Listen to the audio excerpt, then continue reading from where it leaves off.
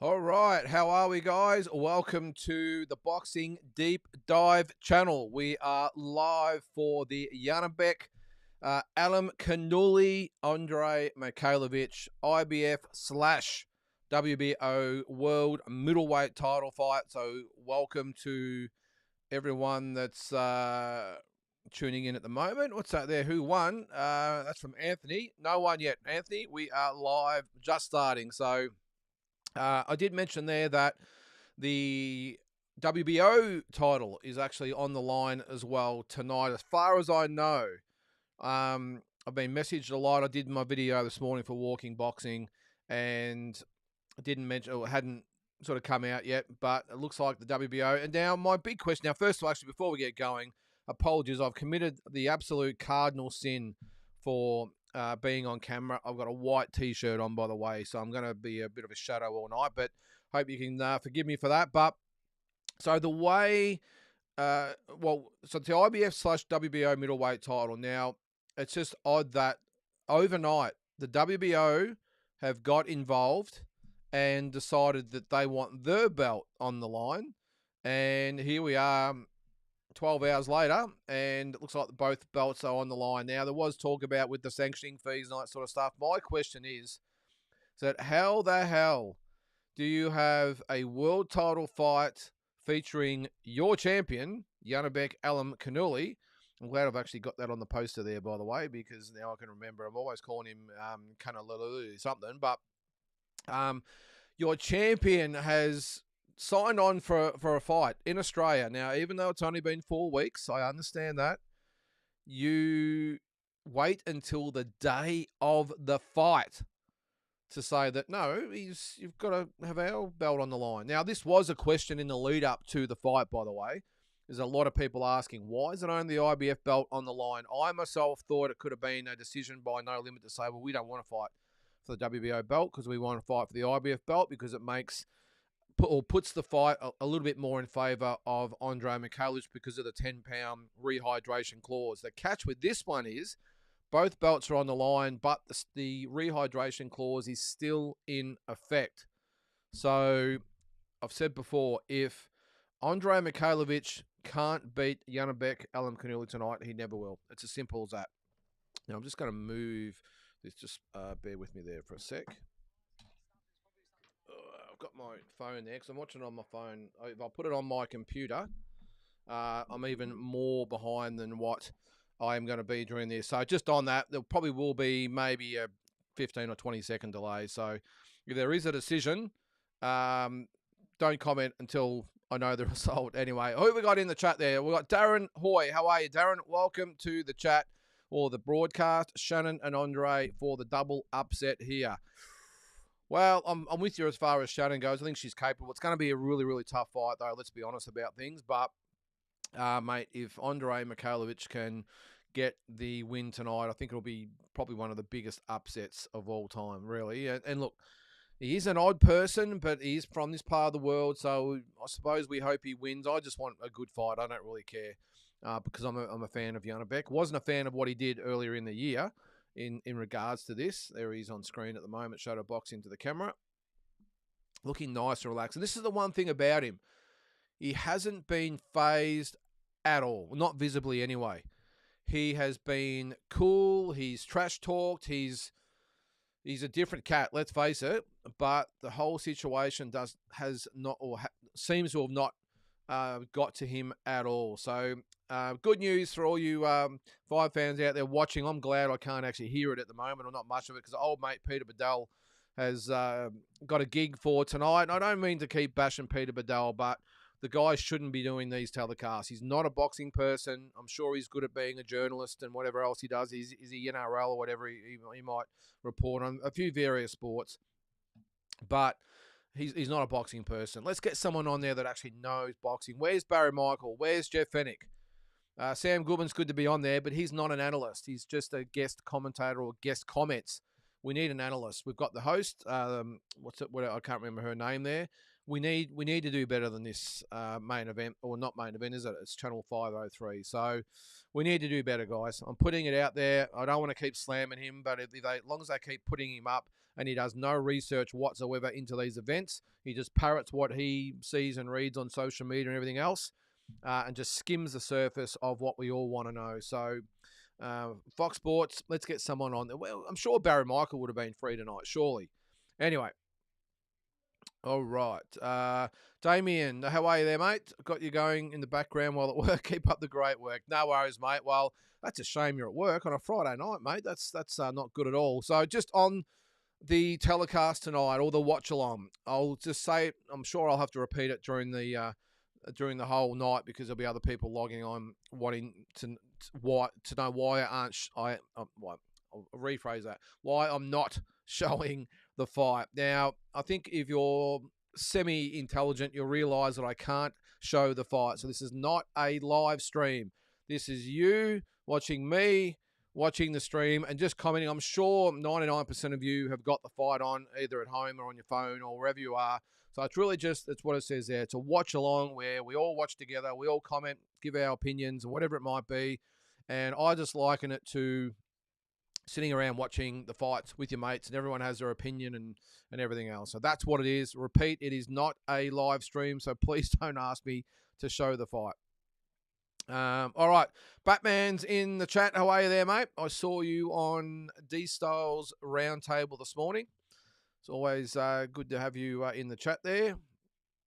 What do you say? I can't see anything other than JANIBEK stopping Mikhailovic. Well, I'm used to there, Batman. Look, I've seen, well, obviously both fighters fight numerous times, and this morning I got my phone out, and I just thought, well, even though I've seen both guys fight a few times, my first opinion is that JANIBEK absolutely wipes the floor with Mikhailovic. He's just way out of his depth, in my opinion. Actually, before we get going there, the fight card. Charlie Kazi and Louis MacGyver for the vacant WB Australasia silver lightweight title over 8 rounds. And then Maya Motu, Shannon O'Connell over 8 2-minute rounds at a catchweight. And then it does actually say it's only for the IBF middleweight title. Fill me in there, guys. Have I missed something? It says it's only for the IBF middleweight title. Has the WBO title been scrapped? Anyway, whatever. Doesn't matter. But Batman, I actually thought, well, I'll watch both guys' most recent fights. And my conclusion, oh, hang on. Lieutenant Dan's got the axe. We've got Stephen Pios as the ring announcer. I've got a few comments to make about this whole thing in a second too, by the way, while we kill a little bit of time. Just on the fights as well. I'm not so much interested in this one. I'm not going to commentate it, but I will for the 2 fights after this. So I'll give you some updates. Again, I'm sure you're watching it live, so you don't need me to point out what's happening. But yeah, we'll just have a bit of a chat through this first fight. There was an earlier fight. I'm not quite sure what happened with that. But as I said, I'll keep you updated with this one. So I watched both the recent fights. One of the things that got me straight off the bat, Batman, was that Mikhailovic, when he fought Adonis, or what was his name, Stralos, or whatever the hell his name was, and he got dropped by a right hook from a southpaw. And that, my first thought was, wow. Any thoughts that I had that maybe Mikhailovic might be able to get the job done, I thought, wow, that's not a great sign. And he's just very, what would you call it, in close. I really like the way he fights in close. He rips, he hooks, he uppercuts, he really pushes back on his opponent. The problem was he was getting nailed a lot himself. And with a real sharp shooter like JANIBEK, I just don't see it. And I wanted to look at it and go, well, we might have a competitive fight here. But if I'm being completely honest, I think I said on my walking boxing video this morning, 4 rounds. And I think I'm actually being kind to ANDREI Mikhailovic in the situation. Look, I hope for him, anyone that gets in the ring and takes on a guy like this, JANIBEK, my full respect. So, look, I hope he puts up a good performance. I really do. But you've got to look at it for what it is. And I think it's a tough ask. It really is. And one thing that really struck me at the weigh-in is the size difference. And I'm not sure whether it's JANIBEK being big or Mikhailovic being a small middleweight, whatever it might be. But, geez, JANIBEK looked 2 divisions bigger than Mikhailovich. He is a big, big guy.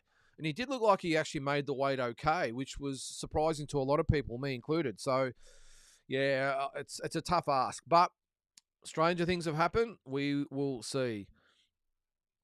Chad, hey all, yep, agree. Bedell shits me, yeah.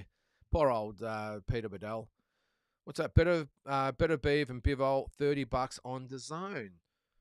Is that right? Now I know I'm just trying to get my head around the way it was supposed to work in this situation. Now, obviously, it's split down the middle. We have, is it ESPN Plus and the Zone? Now, I thought that the main event was free it must be in the States. So ESPN Plus was free, and the undercard was the $30 on the Zone. So I'm assuming here in Australia, well, we don't matter, Damien. Who cares about the Aussies and the Kiwis and everyone else? So while the Yanks get it for free, and who's going to really buy the undercard unless you're a real hardcore fight fan, by the way? I'm sure there will be a lot. A lot of people want to see Jai Pataya and a few others on there. Chris Eubank. So, but yeah, $30. Look, Damien, if I'm being honest, I don't think it's a lot to ask. $30 for the whole card. We've paid a lot more, but isn't it a little unfair? This happens to us, and the Tim Tszyu situation as well. $70. It's free overseas, and we've got to pay $70 here. I suppose someone's got to pay for it, but doesn't make it right anyway, does it? Still with Damien. Looks like the Canelo fight in Japan was bullshit. Well, I did say I had doubts, Damien, but yeah, look, it does look like it's not going to happen because I think they're talking about December 24th, so Christmas Eve in Japan.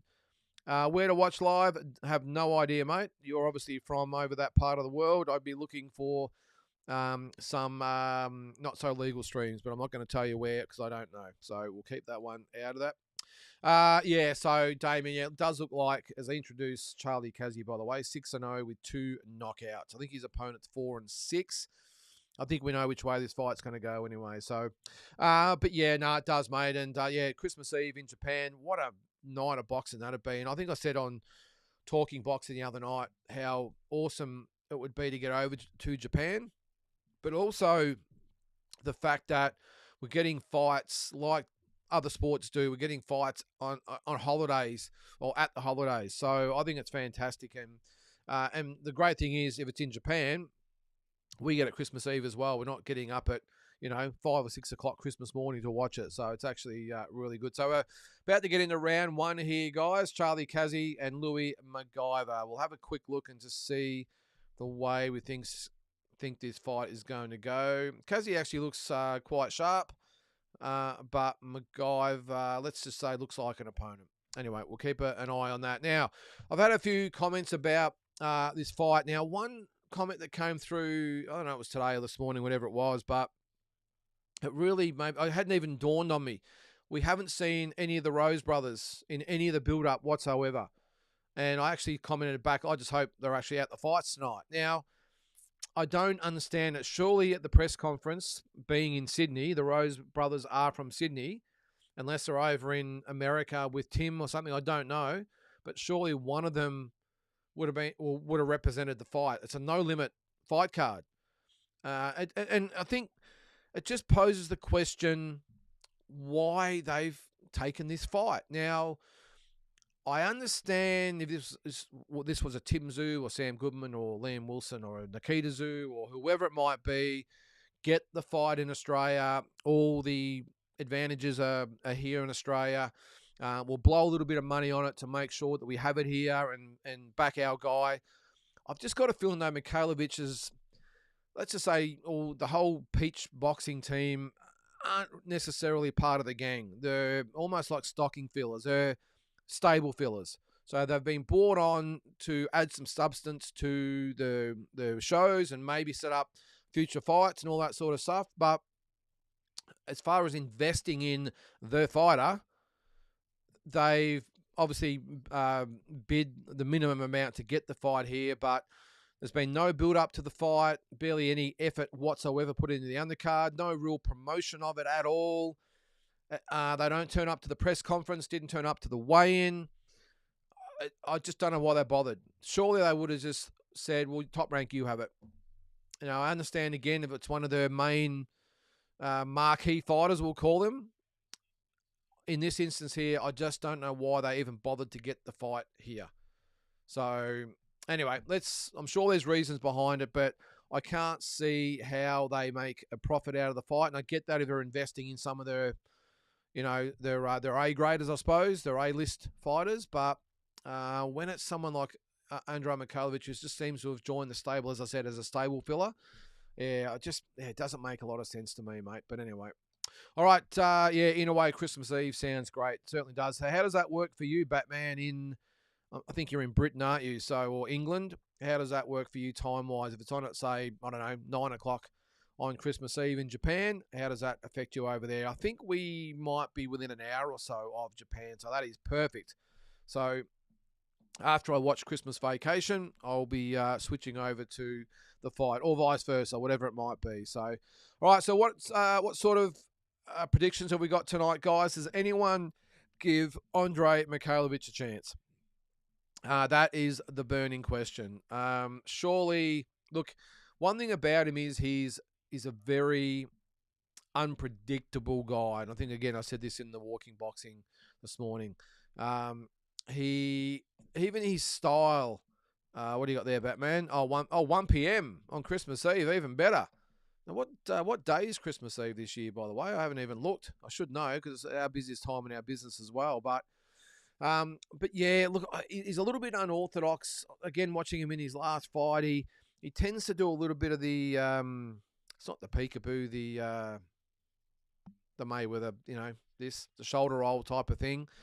But he doesn't seem to pull it off as well as those guys do. He hasn't really got that natural,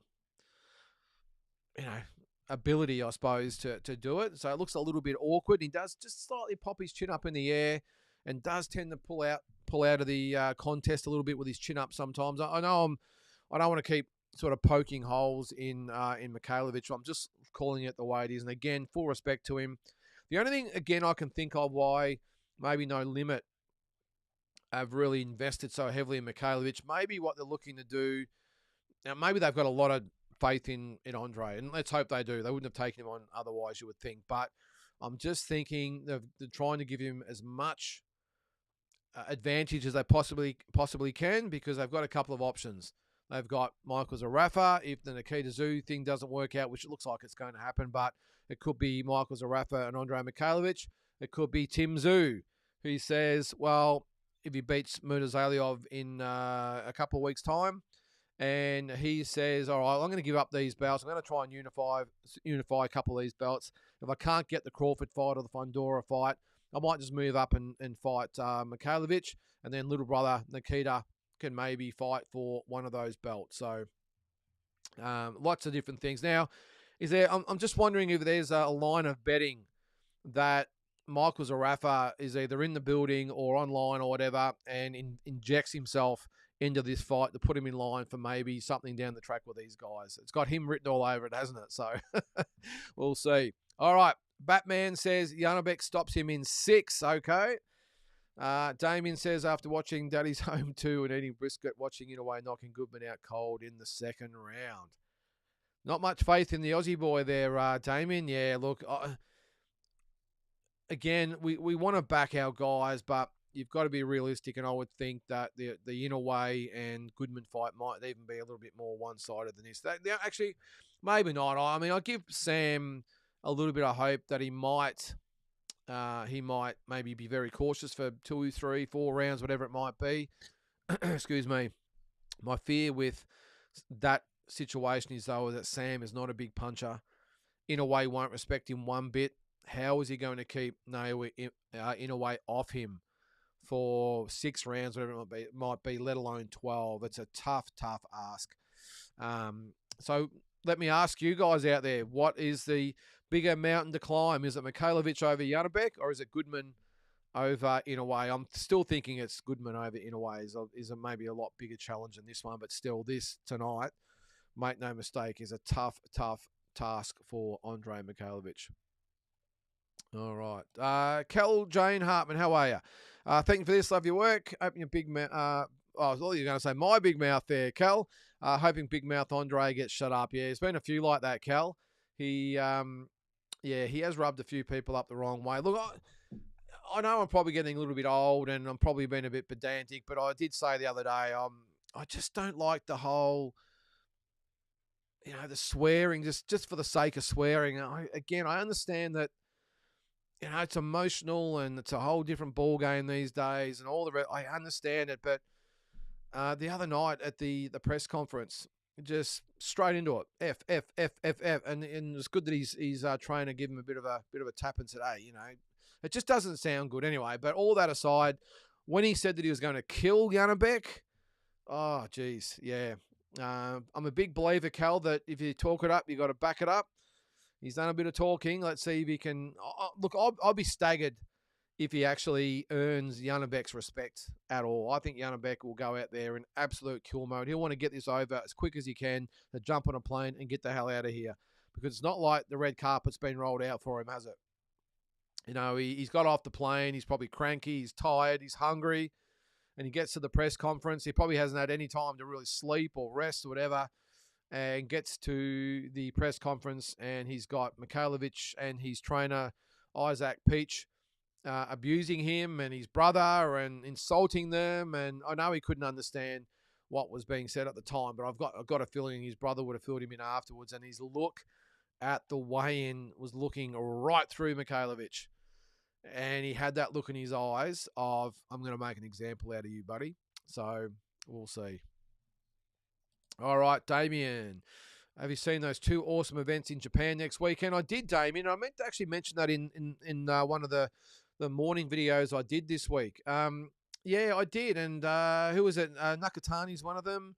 The guy that beat Jason Maloney, I think, is on there as well. So if you don't know, it's a weekend of boxing. They've got Friday night and Saturday. I think Saturday night is the big card with the world title fights on it.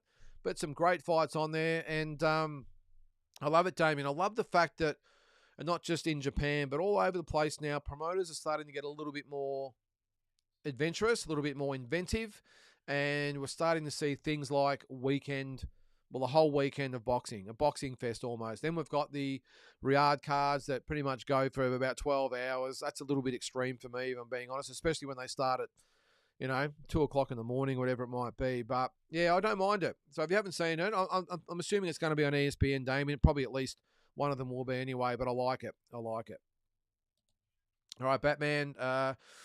Agreed. Could clearly see the flaws. JANIBEK will take advantage of far more polished and experience will make it. Yeah, and the thing is, it reminds me a lot of Triple G, does JANIBEK. He's just he's a predator that can punch. And very, very tough to land cleanly on. Very, very, and even tougher to actually hurt. And I just don't think Mikhailovich, I just can't see how Mikhailovich can penetrate JANIBEK if JANIBEK, the one that we all know, comes out on a seek and destroy mission. I know Mikhailovich could land a flash punch and change the fight. I understand that. But on face value, you got to say, how the hell does Andrei Mikhailovich even make the fight competitive, let alone have a chance of beating JANIBEK? Well, I suppose we'll see in about an hour's time. So now we've got 20 seconds to go in round number 3 here. And it looks like Kazi doing it quite comfortably at the moment. But MacGyver, he's probably gone about 2 rounds more than I thought he would, if I'm being honest. But he's tough. He's hanging in there. Yeah, it looks easy in my opinion. Yeah, I'm with you there, mate. If JANIBEK doesn't clean up easily here, I would have the rethink where I put JANIBEK. I have no doubt Hamzat would sleep Mikhailovich early. Yeah, he's a good fighter, Shiraz, isn't he? Very, very good fighter. And I know they've got him in the sights for a potential fight with JANIBEK. But who else is there? I mean, really, I did actually see on D-Style this morning, Batman, on the round table, I think they might have actually discussed the middleweight division. And whoever, I can't remember who was talking about it, they made some really good points. It's normally the hotbed of boxing. Middleweight, welterweight, and sort of everywhere in between seems to always be the weight divisions, but a lot of it, obviously the action's happening in the lower weights and then the higher weights at the moment. So the only fighter they could probably mention apart from JANIBEK was Shiraz. And Yeah, it's not that exciting, is it? And if JANIBEK maybe decides to move up and wants to enter the Canelo sweepstakes, who hasn't got a lot of options either at super middleweight, yeah, it's pretty barren in that division. So that maybe could be the fight down the track. JANIBEK versus Shiraz. We'll see. Goodman over Inoue is the harder task. Yep, but neither can do it in my opinion. No. Look, stranger things have happened. But again, how can anyone make a case for Mikhailovic over JANIBEK?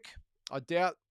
I probably challenge anyone to come up with any reason that they would think that Sam Goodman could beat Inoue. And I don't like to say it because he's an Aussie, but I'm a boxing fan first and foremost. I don't really care about the nationality. I mean, of course I'm going to back the Aussies, but yeah, I just don't see how Sam Goodman survives four or 5 rounds. It depends on what Inoue turns up. Now, if he wants to put on a show for the crowd, who knows, it might go 6, 7, 8 rounds. But if he goes out there and wants an early night and wants to make a bit of a statement, I just don't see how Sam Goodman can go with him. The work rate, the power, I just don't see it. But anyway, someone make a case for Sam Goodman, can you? And again, I don't think we're going to get much support for Mikhailovic, but we will never know. What is the results? No results yet. About an hour's time, the fight will start. Pretty stupid that JANIBEK is only defending the IBF belt. Should be both. Now, okay, so I've obviously got it wrong at the start. I'm just going to bring it up as we go because as far as I knew, the WBO... Actually, I don't think I followed it up this afternoon, so maybe it's my own fault.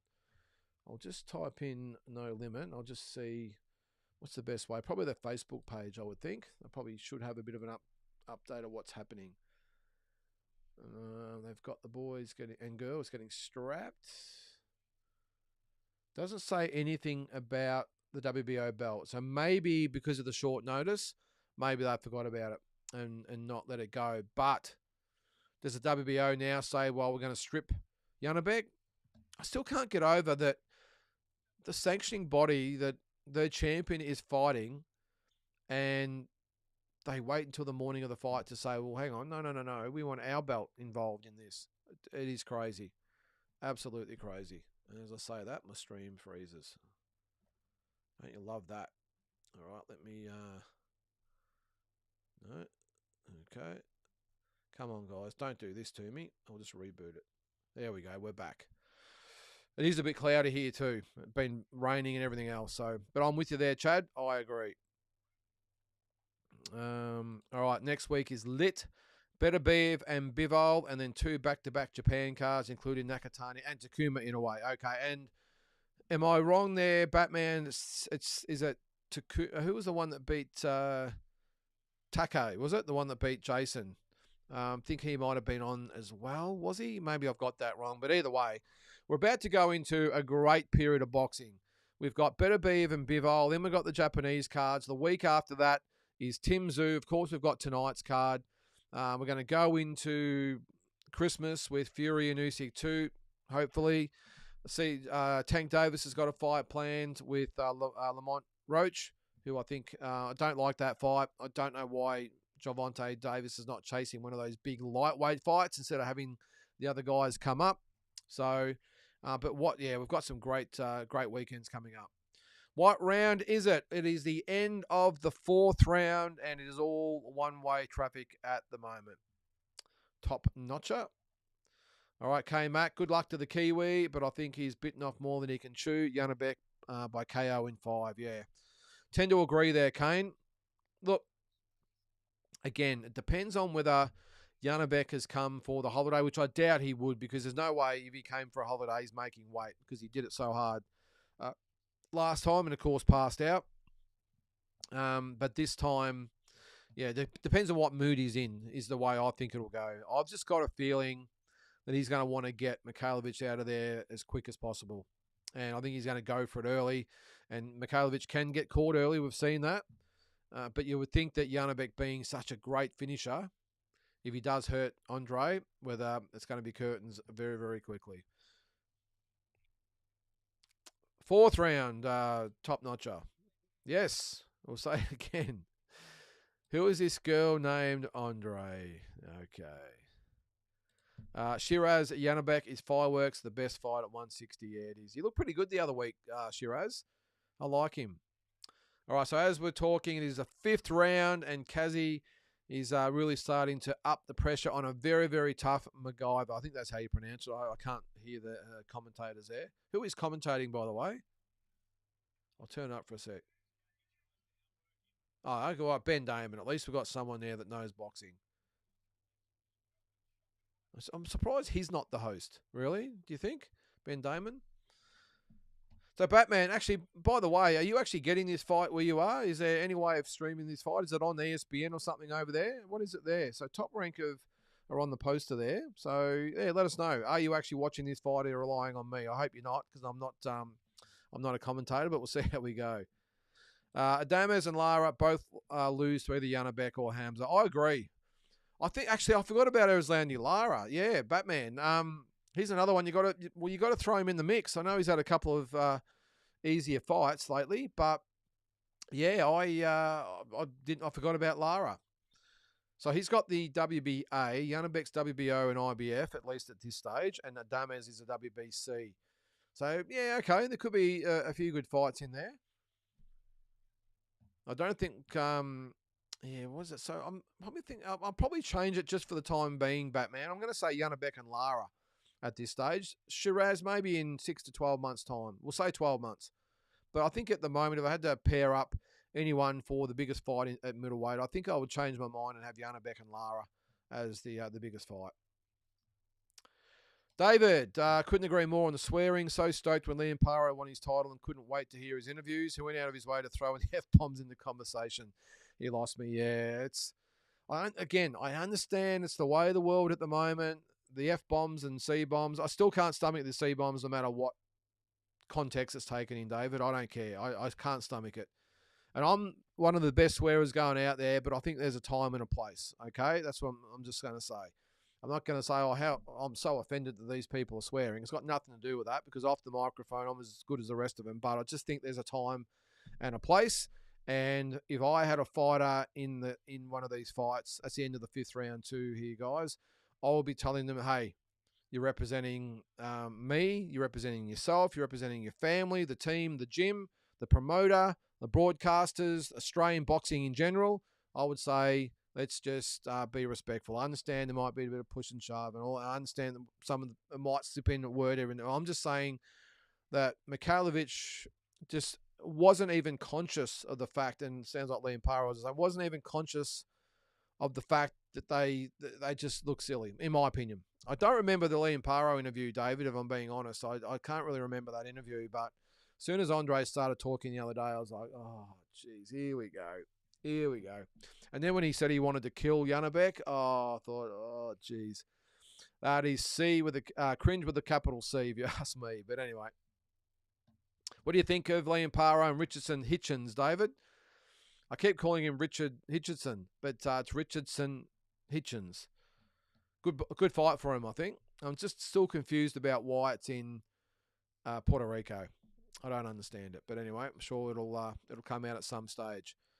I'm not even going to try and pronounce that name, but a big upset for today. Andrei for the win. We'll get him while you can there, mate, because there's still some good dollars on him at the moment. Now, today, No Limit, about 9 hours ago, No Limit put up on their Facebook page that JANIBEK ALIMKHANULY was $1.35 favourite, or he's paying $1.35. Andrei was $5.50. Now, he was over $7 the other day. It might even been about $7.50.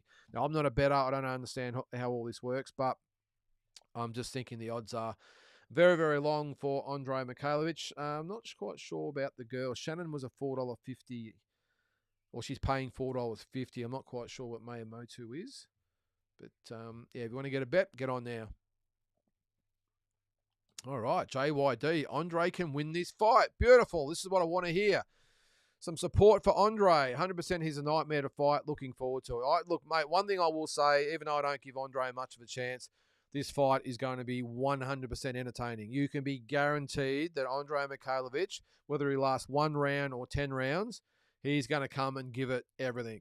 He's not going to care about JANIBEK. And if you looked at his comments the other day, This is what maybe got me sort of thinking while I went back and watched both of their last fights just to reaffirm what I was sort of thinking. But he said, if you look at someone like JANIBEK as a champion, then you treat them as a champion, and you might be tempted to give them maybe too much respect. His thing is, well, he's just a person in front of me. I'm just going to go out and fight the person there, and what happens, happens. So the mindset of ANDREI MIKHAILOVICH from me spells that he's going to go out there and he's going to just go after JANIBEK. The caveat here is there's going after JANIBEK, and then there's going after JANIBEK. Now, if he goes out there and goes with JANIBEK and he's smart and nice and tight and picks his shots and everything else, then you never know what might happen. But if he goes out there and lets it all hang out, then he's one uppercut or hook away from curtain. So let's see what he's got. That's all we can do is he's in a world title fight. All we can do is sit back and watch and see what he has. And again, respect for him for getting in there. But we'll see. All right, is the fight a pay-per-view? No, it's not. You. It is on Fox Sports. I'm not sure if you're in Australia, but if you are, it's on 503 on Foxtel or KO. So, and it's great. It's the fact that it's not a pay-per-view. It's fantastic. So that's obviously why no one's too upset about the undercard or anything else. It's free. So, yeehaw. JANIBEK in 3. Okay. Sky Sports in the UK. Now, correct me if I'm wrong, if there's any Kiwis that are watching. It might be a pay-per-view in New Zealand, which is, again, ridiculous. Actually, I won't say it's ridiculous because it just makes business sense, doesn't it? It's like us with Tim. Free in a market that's not really calling for the fight. We'll just put it out there, get eyeballs on it, maybe make some sponsorship money or whatever it might be. But the Kiwis that have a really vested interest in this fight, 2 fighters on the card, of course, they're going to pay. It's like us with Tim. $70 here, free over there. So, look, I suppose they've got to make money somehow. You've got to give them that. But if that is the case in New Zealand, I feel for you. So what's your name? Lake and Beer. G'day to you there, mate. Yep, Fox 503. Middleweight is dead at the moment. The main event is on in just under an hour there, Lake and Beer. We've got the girls up next. We're about to go into round number 7 of this fight. And forgive me if I don't remember the names. I'll see if it just comes up on the screen. So Kazi and MacGyver. So round 7 of 8 for the vacant WBC Australasia silver lightweight title, which is a nice way of just inventing a title for the fight to maybe get Kazi some sort of ranking or whatever it might be, or put him in line for a shot at another regional belt. So it looks like he's dominated the fight, but I'll give MacGyver his props. He's come to fight. Papua New Guineans are always tough, just like the Vanuatuans and the Fijians and the Samoans. They always come to fight. Got so much respect for these guys because they don't have the facilities that we have here or anywhere else in the world. Most of them don't have a proper gym or equipment, and they just train hard and front up, and you got to have a lot of respect for them. And a lot of the times, unfortunately, they get flown in to get knocked out by local fighters, which I hate to see. But we love the Pacific Islanders. They always come to fight. I'm not sure, is Papua New Guinea part of the Pacific Islands? Well, you know what I'm talking about. That part of the world. And he just takes a left hook, does MacGyver, and looking actually a little bit tired at the moment. But next, Lake and Beer is the girl. So Shannon O'Connell versus Maya Motu. And as I say that, the referee has called the fight. So we have a stoppage at 1 minute and 22 seconds of round number 7. Now, I've got a feel for him there. Look, I haven't been watching the whole fight, so it's probably hard for me to comment. Maybe he was taking a few punches, but I think the referee sort of saved him there. He's not happy at all. He's MacGyver. And that's good to see. Normally, when a lot of these fighters come out, they know their opponent, they get beaten, they shrug the shoulders, take the money, and go home. He legitimately came to win, which is great. But that is a win for Kazi in seventh round of 8. Trained by the great Johnny Lewis too, by the looks of things there. So well done to him. The girls are only 8-2s, Lake and Beer, and I would think that if they want the main event on at 8:30 on the dot, which is the main event they normally like to get spot on, I think they're going to get the girls out very, very quickly and go through it. So you would think that if they get them out in about another, well, let's say another 10 minutes, I'll probably get them straight on. We might be looking at about 10 to 8. 16. If it goes the distance, yeah, no, it's probably about right. Yeah, it's about, we'll be on track. All right, just looking at the replay here. He was taking some punches, but never really seemed rocked. He'd take a left hook there. Maybe it was just the accumulation of punches. I'm not sure, but I mean, Kazi was winning every round. Yeah, oh, geez, it's a surprising stoppage. He wasn't hurt at all.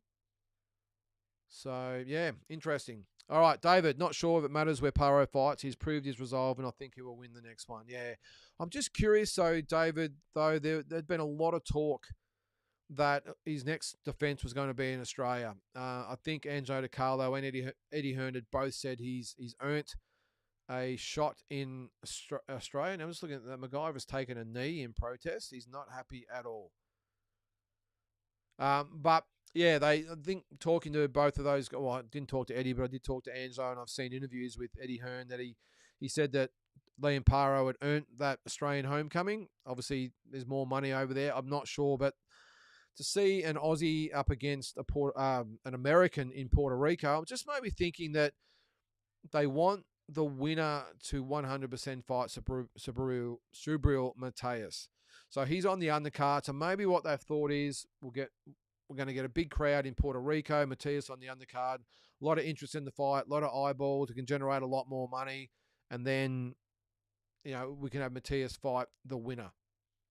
The problem I think they're going to have if it's in Puerto Rico, if Mateus is the main support, we might have a half-empty stadium after Mateus fights. That's the problem. There's Andy in the chat. How you going there, mate? Welcome to the watch-along. Lake and Beer, I wonder if there'll be a Riyadh Season Australia edition. You never know, Lake and Beer. Look, maybe down the track, but I wouldn't have thought so at the moment, mate. I mean, Eddie Hearn came here for one event and was gone. There's just no money here. It's just not here. Yes, who knows? Maybe if it was headlined by Tim Tszyu, which might be doubtful because he's had differences with Turkey Al Sheikh, although I think business is business. So maybe if they had, let's say, Tim Tszyu and Jai Pataya on the same card here in Australia, plus a solid undercard, they could probably do it. But I just don't think the fan base is here, Lake and Beers. This is not like England where they'll get 90-odd thousand to a fight over there. Who knows? Maybe down the track. But again, Eddie Hearn came here for one fight for Liam Paro and Brock Jarvis and has never come back. Lika, Aussie or New Zealand? This is Mikhailovic. He's a Kiwi, mate. He's actually a Russian-born. Was orphaned at 1 and was taken in by or adopted by a New Zealand couple, and he's been raised in New Zealand. So what a great story it is, and how great a story it would be if he actually won this fight in that respect. So, but no, he's definitely a Kiwi Lika. Like true Aussie fashion, though, if he wins, he's an Aussie. If he loses, he's a Kiwi. That's the way we sort of tend to try and or treat some of these type of people. Russell Crowe's one of ours. Farlap's one of ours. So he went to school in New Zealand. Peaches, definitely New Zealand, mate. Yep, Andy, congratulations to Kazi and whoever that is. I have no idea what you're saying. If you understand some English, this is not a live stream. I am not showing the fight. I'm assuming we're going to get a lot of Kazakhs on the stream tonight who are searching YouTube at the moment and they see his name come up and they come here. It's not a live stream. Let me just make that clear. I do my best to commentate it for you. I don't speak Kazakh and I haven't got a great relationship with Kazakhs if I'm being honest because I fought one of the Olympic Games and got a bit of a touch-up. So I've never forgiven the Kazakhs. And let me tell you from experience, they are bad, bad men. And the guy, and it must be a Kazakh thing too, because the guy I fought at the Olympics, I walked out behind him and I thought he was a middleweight. I was a welterweight. I thought he was a middleweight. He had shoulders that wide. But anyway, but very valuable learning lesson that was. All right, Albie, MacGyver was 3 kilograms lighter. Okay, I didn't know that.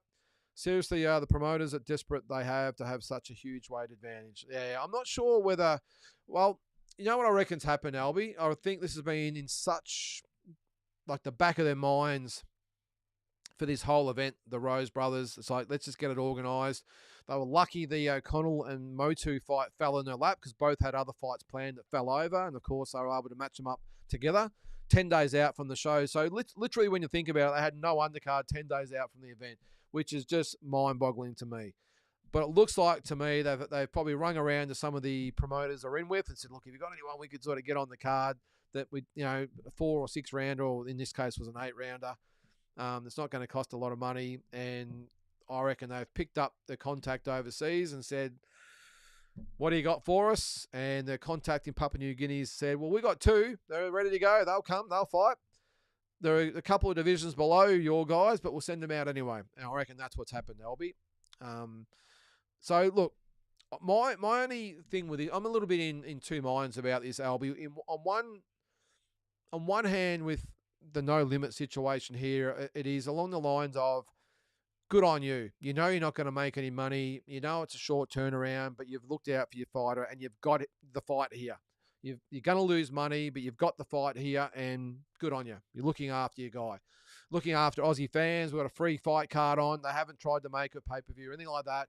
So that's one tick for them on one hand. But on the other hand, I'm thinking, why bother? Why bother? Just let Top Rank have it. If it's purely and solely just to give your guy a home ground advantage, I just, again, don't think why you would bother. JANIBEK's probably had 200 or 300 amateur fights as well. He's probably fought all over the world. Coming to Australia is not going to bother him one bit. So that's all it is getting the fight here to give ANDREI more of a chance. I just don't know why you bother with the event. And as I said earlier, haven't showed up at the press conference. They haven't showed up at the weigh-in or sent a representative there, one of the Rose brothers. I don't know. Again, maybe they're overseas with Tim. He's only a couple of weeks away from his fight. And I'm trying to, maybe I am trying to lay the boots in the no limit, because on this occasion, I welcome what they've done. I love the fact we're sitting here on a Friday night. We're going to have a world title fight on free-to-air TV. Well, it's not really free, but you know what I'm getting at. Free-to-air TV, and we're going to be done by about 9 o'clock, maybe 9:30 if it goes the distance. I welcome it. But on the other hand, why bother even getting it? Anyway, if you're not going to put any effort into the card and the undercard and everything else. So, anyway. What do we got there? So I can see we've got a few Kazakhs in there. Hello to everyone from Kazakhstan. How do you say hello in Kazakhstan or Kazakh? Now this might be a bit frosty too. We've got Igis Klemis in the change rooms watching MIKHAILOVICH getting wrapped by Isaac Peach, and I think he's actually having a conversation with Igis, maybe trying to get under his skin. I don't think that's going to happen with Igis. He's a very, very experienced campaigner. G'day, Simon. Justice Honey on that card. If it was a Riyadh card, of course. Of course they would. Zoo, Opataya and Honey. Wow. Probably have Sky Nicholson on there as well. And on that, with Sky Nicholson on the Riyadh card, and next weekend, we might be making some progress here, because that is the first female fight to ever be part of a Riyadh card. So maybe the Saudis are starting to get with the scheme of things a little bit, and realising that women aren't the shit on the bottom of your shoe, So I welcome it. So let's hope Sky puts on a good performance and wins that fight. What's that there? Check out my profile picture. Is that I can see it's Anthony Joshua, but is that Diddy at ringside there? Yeah, well done there, Lake and Beer. I like it. All right, Andy. Upset would be huge if ANDREI pulled it off. I'm still expecting a favourite JANIBEK to win, to be honest. We'll see. Yeah, it would be a massive, massive upset, Andy, considering that no one that I know in the States has any idea, these are boxing fans I'm talking about, has any idea who ANDREI MIKHAILOVICH is. Mind you, they're the same ones that had no idea who Michael Zarafa was either. Not that they really needed to know with the results there. But, over there they had no idea. Even on the... Andy, you would probably watch the roundtable on the D-Style YouTube channel. And if you haven't, make sure you subscribe to that, everyone out there. They couldn't even pronounce MIKHAILOVICH's name because they had no idea who he was. I think Beebs on there said, yes, I've researched this, and it's MIKHAILOVICH. So they're interviewing Jazzy Parr on there at the moment. She's commenting on the women's fight, Maya Motu, Shannon O'Connell, which is up next.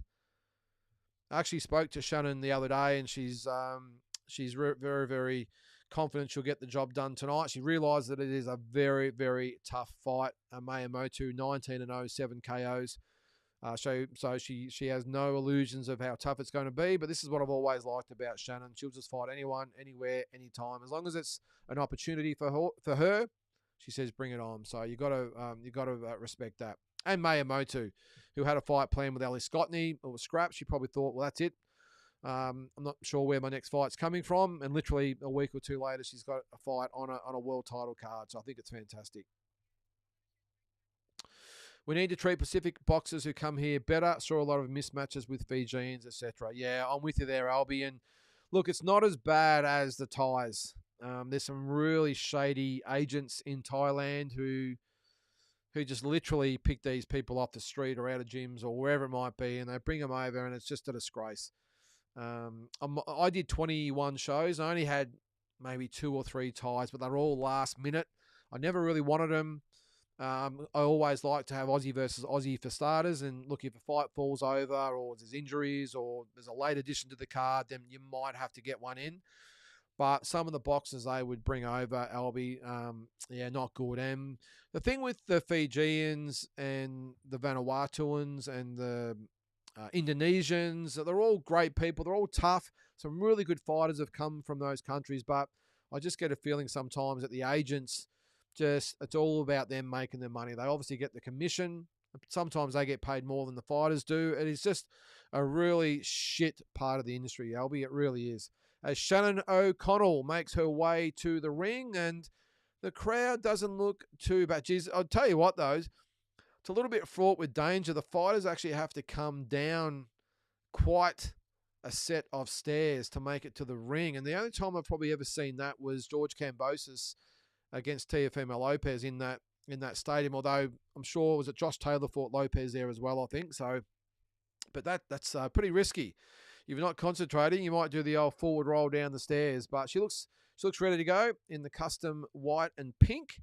No doubt she's got the Not Many If Any song by Scribe playing in the background. I can't turn it up because I'll get copyrighted. But looking very, very confident and as always in good shape.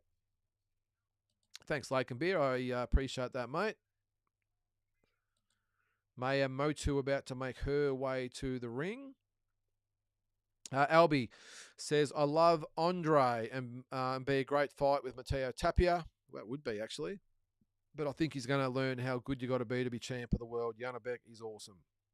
This is the thing, Albie. That's a really good point you make there, is that, and not just in Australia, I'm sure it happens all over the world, but you get these fighters and they get built with, as the old comment goes, tomato cans, and they have no idea that the way out of the depth until the way out of the depth. And with all due respect to Andrei, his level of opposition has been very, very poor as far as world rankings go, or world quality goes.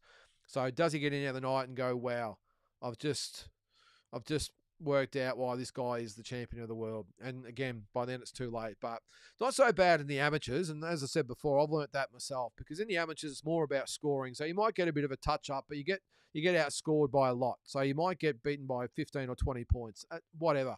But in the pros, it's not necessarily just about the scoring. It's about hurting and wearing down your opponent. So, yeah, as I said, Albie, I just don't think sometimes fighters like Andrei realise they're out of the depth until they're out of the depth. And Michael Zarafa found that out earlier in the year. I know Michael had been in with some other guys, the Cal Brooks and the Peter Quillens of the world, but wasn't maybe quite prepared for what he was about to run into in Erislandy Lara. All right, so Maya Motu is in the ring. Tail of the tape. 34 years of age is Motu. 41 is O'Connell. Height 160 for Motu, 165 for Shannon O'Connell. Reach is about the same. Weight 56.68 for Motu, 56.66 for Shannon O'Connell. So apart from 5 centimetre height advantage for Shannon O'Connell, 7-year age advantage to Maya Motu, they look very, very evenly matched. So I think we're going to get fireworks in this one. Is Sammy Goodman going to fight in a way or not? Looks like December 24th, Andy, Christmas Eve. There's been numerous reports about that in the last day or so that they are going to fight Christmas Eve. So how good would that be? So you might get a leave pass and get over there. I don't think many people are going to get a leave pass when you think about it. To go, I wouldn't even bother asking to go over there on Christmas Eve. I just wouldn't do it. Sure, the flights would be probably cheap, I suppose. All right, Double G. No worries at all, mate. Is Peachy the Imelda Marcos of thongs? If I broke into his house, would I find 3,000 pairs of thongs, footwear, not G-strings? Yeah, so if you're overseas, in Australia, we call, thongs are, you would call flip-flops. We call them thongs, okay? What you call thongs, we call G-strings. All right, so Shannon O'Connell, 24-7, one draw with 12 KOs. With Glenn Jennings in the corner as the manager, looking in very, very good shape. And her son, Cooper, is actually over in, where is he at the moment? Might be, is he Germany or somewhere like that? Overseas anyway, getting some really good experience on the amateur scene. Loads of women in boxing called Shannon. Yeah, it's a common name. And there is Isaac Peach. He's got a few more tats since the last time I seen him. His head's getting a little bit crowded there. 19-0, 7 knockouts. Fighting out of the blue corner, Maya Motu. Yep, let's go shotgun.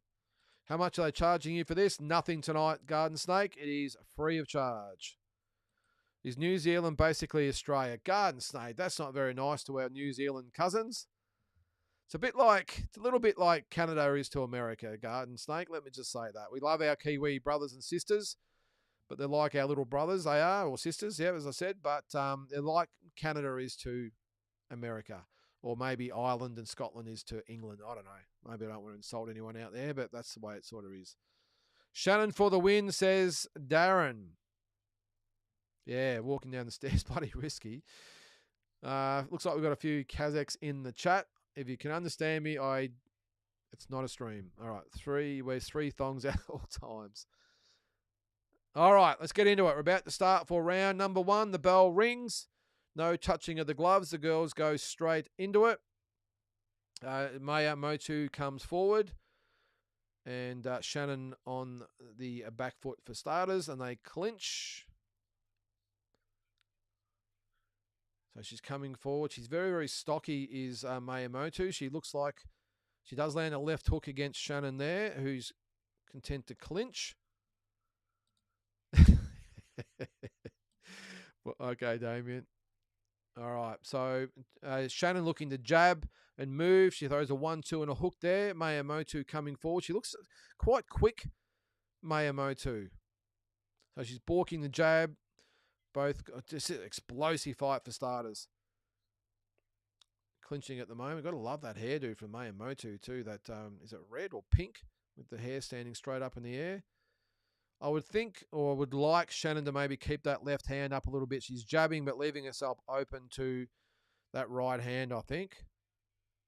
But she's done pretty well so far. Maya Motu, so pressing the action here. Shannon looks content to jab and move, looking just for the openings. And Maya Motu looks like she's going to be the aggressor for the fight. So a nice even round for starters. Good jabs from Shannon, who you remember had that shoulder reconstruction. So this is definitely going to test that out for sure. Yeah, exactly, David. The reddest hair I've ever seen. It certainly is. So 25 seconds to go in round number 1. And just as I say that, my stream freezes. So I'm sure it'll come back. So I'm not sure what's happening there. So end of round 1. And I've got... So that is it for round number 1. Just going to turn off my Bluetooth here so that no one... All right. So, yep. So that is the end of round 1. Look, I would probably just give it to Maya Motu, but a really good first round.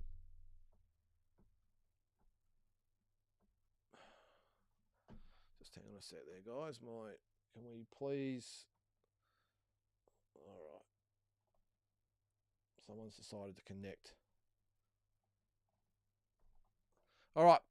Sorry, guys. I'm just going to have to reboot this for a sec. I'm just going to, what I'm going to do is turn off my Bluetooth because someone's trying to, don't you hate that when you're on a family plan? All right, so we should be okay. There we go. We should be right now. All right. So we'll get back to the action there. All right, no, hang on. All right, there we go. Sorry about that, guys. We are back. So round number 2. Whoa, left hook lands, and there's a bad blood, some cut, and Shannon's in all sorts of trouble here. She's cut. She's wearing punches. And I think, and she's trying to fight back, but that is a bad, bad, bad cut. There is blood absolutely everywhere at the moment. Now, it looks, I'm not sure what caused it because I was trying to get this sorted. But it looks, well, the only thing is I'll say it's down the side of her face. So it looks like it might have been a head clash. Or is it on the side of the eye? It definitely looks bad, but maybe they might be able to clean it up. Apologies for that, by the way, guys. I've pretty much missed that second round.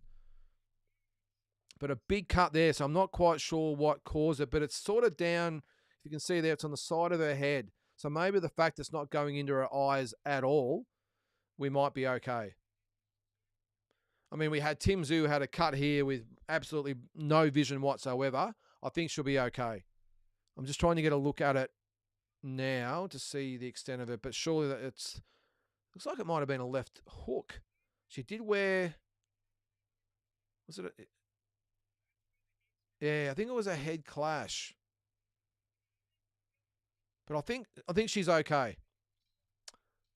Still got Foxtel or Just Car. I'm on Foxtel here, mate, on my phone. All right, so she looks okay. They've stemmed the blood flow. Maybe this guy should have been in Tim Zhu's corner early in the year because he's done a very good job. All right, let's go for round number. Oh, sorry, round. This is round number 2. Am I behind here? No, it's got to be round number 3.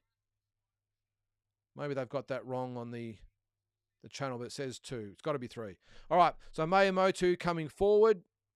Shannon O'Connell, you can probably see she's probably being told to jab and move. But she's definitely been rocked a couple of times by hooks as well, has Shannon. So she's trying to get her rhythm back. She's jabbing at Miyamoto. She's a tough girl just coming forward. And I would like to see Shannon maybe just move a little bit more. Damien, oh, so you're not watching, Damien. Oh, you're watching from or listening from work, weren't you? It's Shannon O'Connell with a bad cut on the side of her head here. But again, it's not going into her eyes at all. It's going straight down the side. So it was a head clash. So look, there's a lot of blood.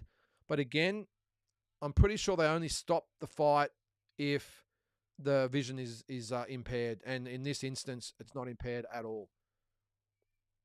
But it could not do much for her concentration when you got blood just everywhere. And Miyamoto, she looks strong. She looks very, very strong. And Shannon at the moment is just having a little bit of trouble sort of keeping her off. So if you're listening, it is round 2, is it? Okay. So that cut must have happened at the end of round number 1 when my stream went down. So Miyamoto coming forward, digging to the body, going to the head. Shannon with her back to the ropes, trying to go with her, but I wouldn't mind seeing her spin out of there and just try and box a little bit more from long range. I don't think she's going to beat Miyamoto on the inside. G'day, Volley. How you going? Mexico is in the chat. Where else are you from there, guys? I think we've got England and Mexico represented. Uppercut misses from Shannon. She wears a right hand and a left hook. So at this stage, Miyamoto definitely having the better of the exchanges. And just looking a little bit gassed at the moment, I think, Shannon. Good right hand, left hook from Miyamoto as well. And again, Shannon not on the ropes, but definitely very, very close with her back close to the ropes. Clinching at the moment. And we're getting, I think, there's no doubt Kazakhstan's well represented in the chat here, guys. If you can see, they're everywhere. Yeah, how are you, Volley, says Damien. Are you showing off there, Damien, with your Spanish? Como estas? Albie, that's not very nice. Pop gun copying it.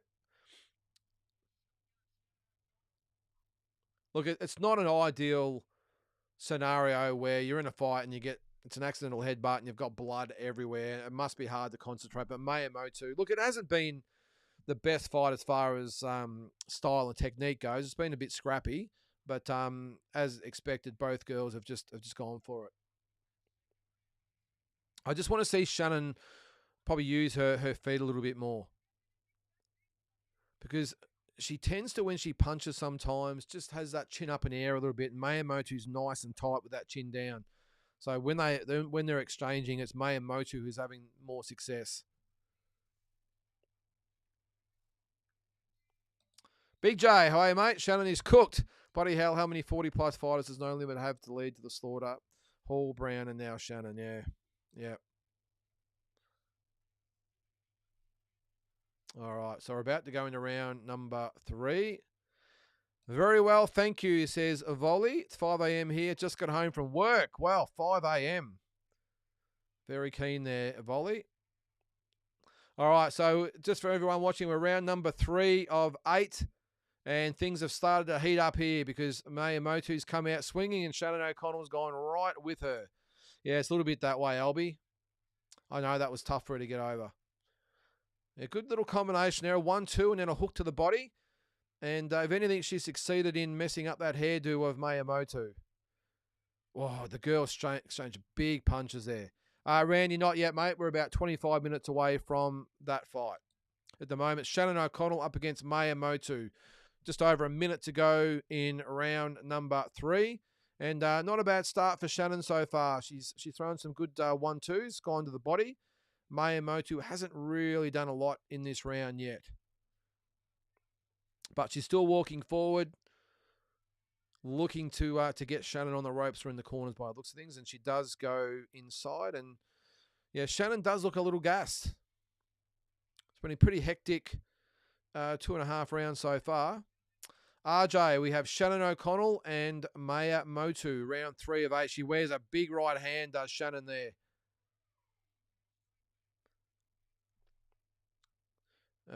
So 30 seconds to go in round number 3.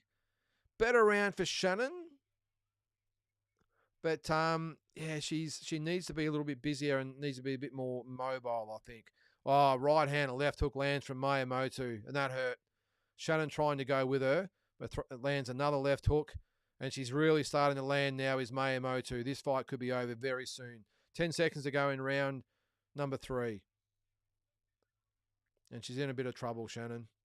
And now she's got a very big mouse on her. Oh, that's a bad swelling on her forehead. What's that there, Andy? How long did I promote Shannon? Promoted her for probably about 4 or 5 fights, Andy. And then was more of an advisor to her. She ended up going with Dean Lonergan, D&L Promotions, when on the undercards of Jeff Horn and a few of the others. She fought on a lot of those cards. Might have been more, might have been 5 or 6. I can't remember, but probably for a couple of years. Just trying to, she took a right hand and a left hook. And I would like to see her, she doesn't clinch. Shannon she doesn't clinch. She just goes back and gets herself in a little bit more trouble. She's fighting out of it, but I wouldn't be surprised if this fight's over very soon.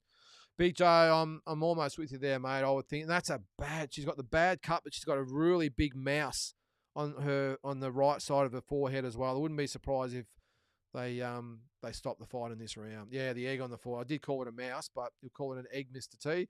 Love the profile picture there, mate, by the way. Yeah. I'm a little bit with you there, Big J. She's too brave for her own good sometimes, I think. Let's see if she can get on her bike a little bit in this round. She's using the jab. She's got a long way to go in this fight, though. And she's starting this round like she did in the last round with some good snappy punches.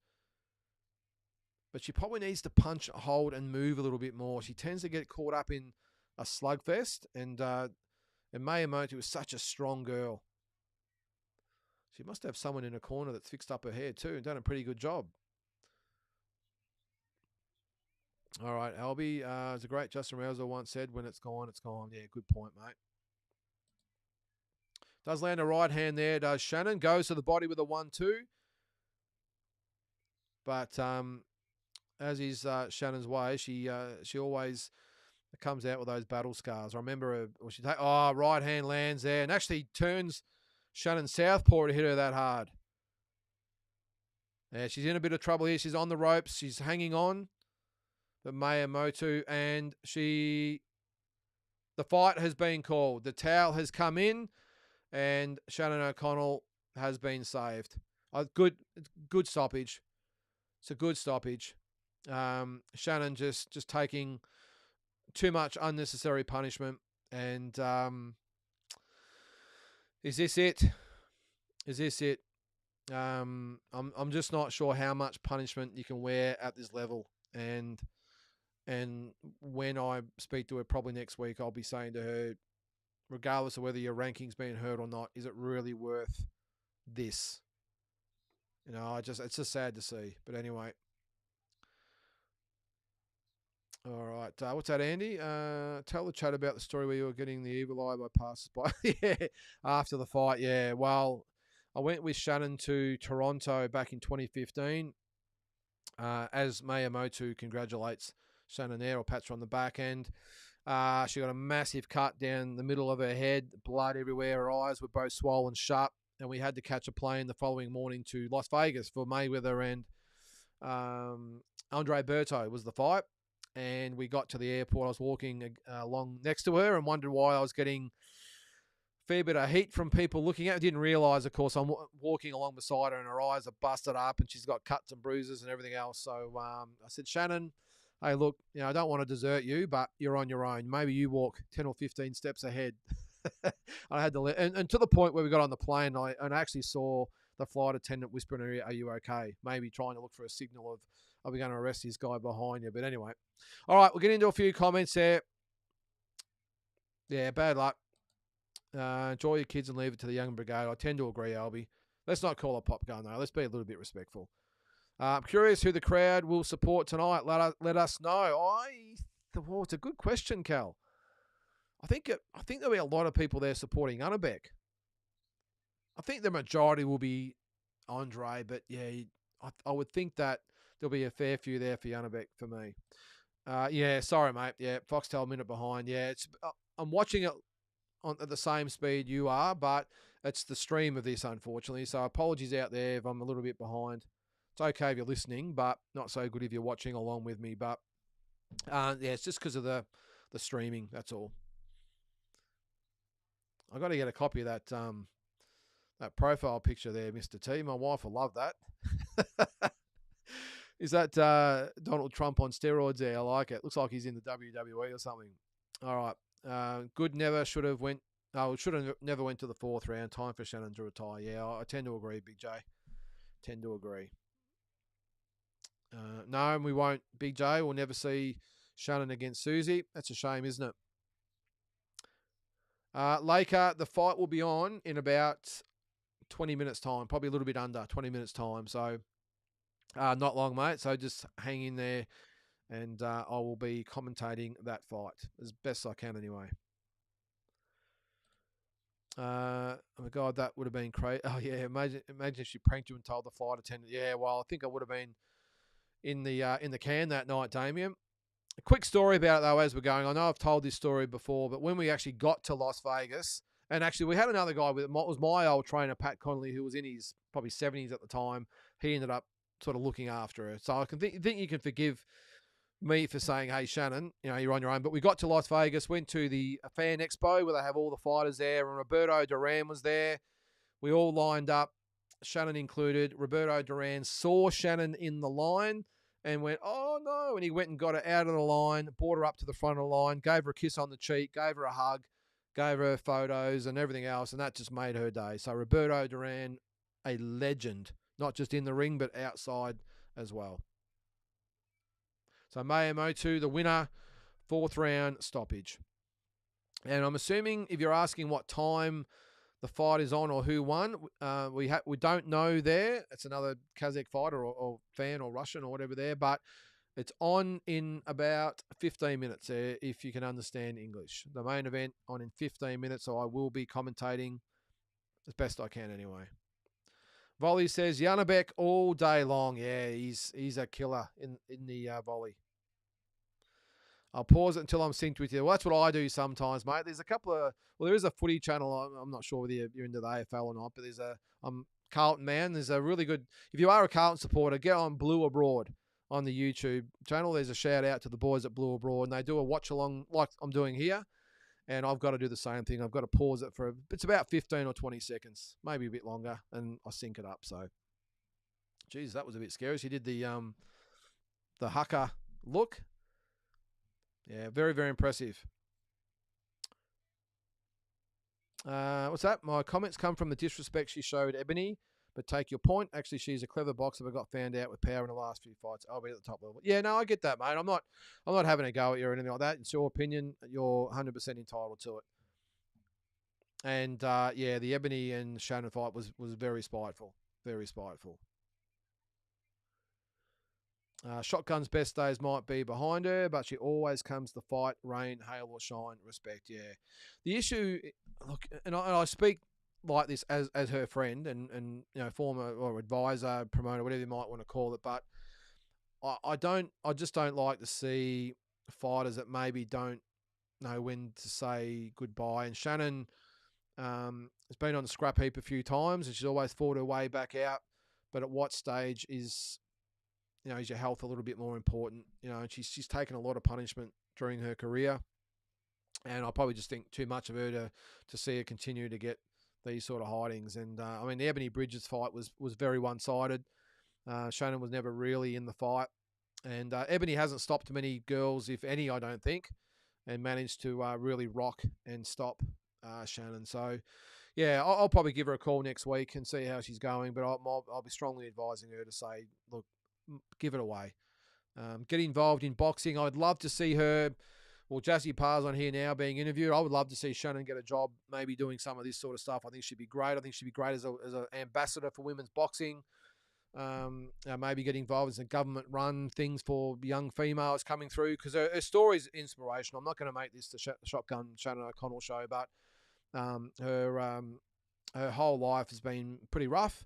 She's done it really tough during her life, and where she's got to now. And I do feel for her. She's never won a world title. She's won some of the peripheral titles, WBF, WIBA, but I know they're not the real deal. So I do feel for her in that respect. But she's always lost those fights to the real McCoy. She's never chased easy champion. She's always gone for the champion, and just unfortunately come up short. So, all right, so we've got ANDREI MIKHAILOVICH in the change rooms. JANIBEK as well, looking very, very calm in the traditional sky blue and yellow outfit.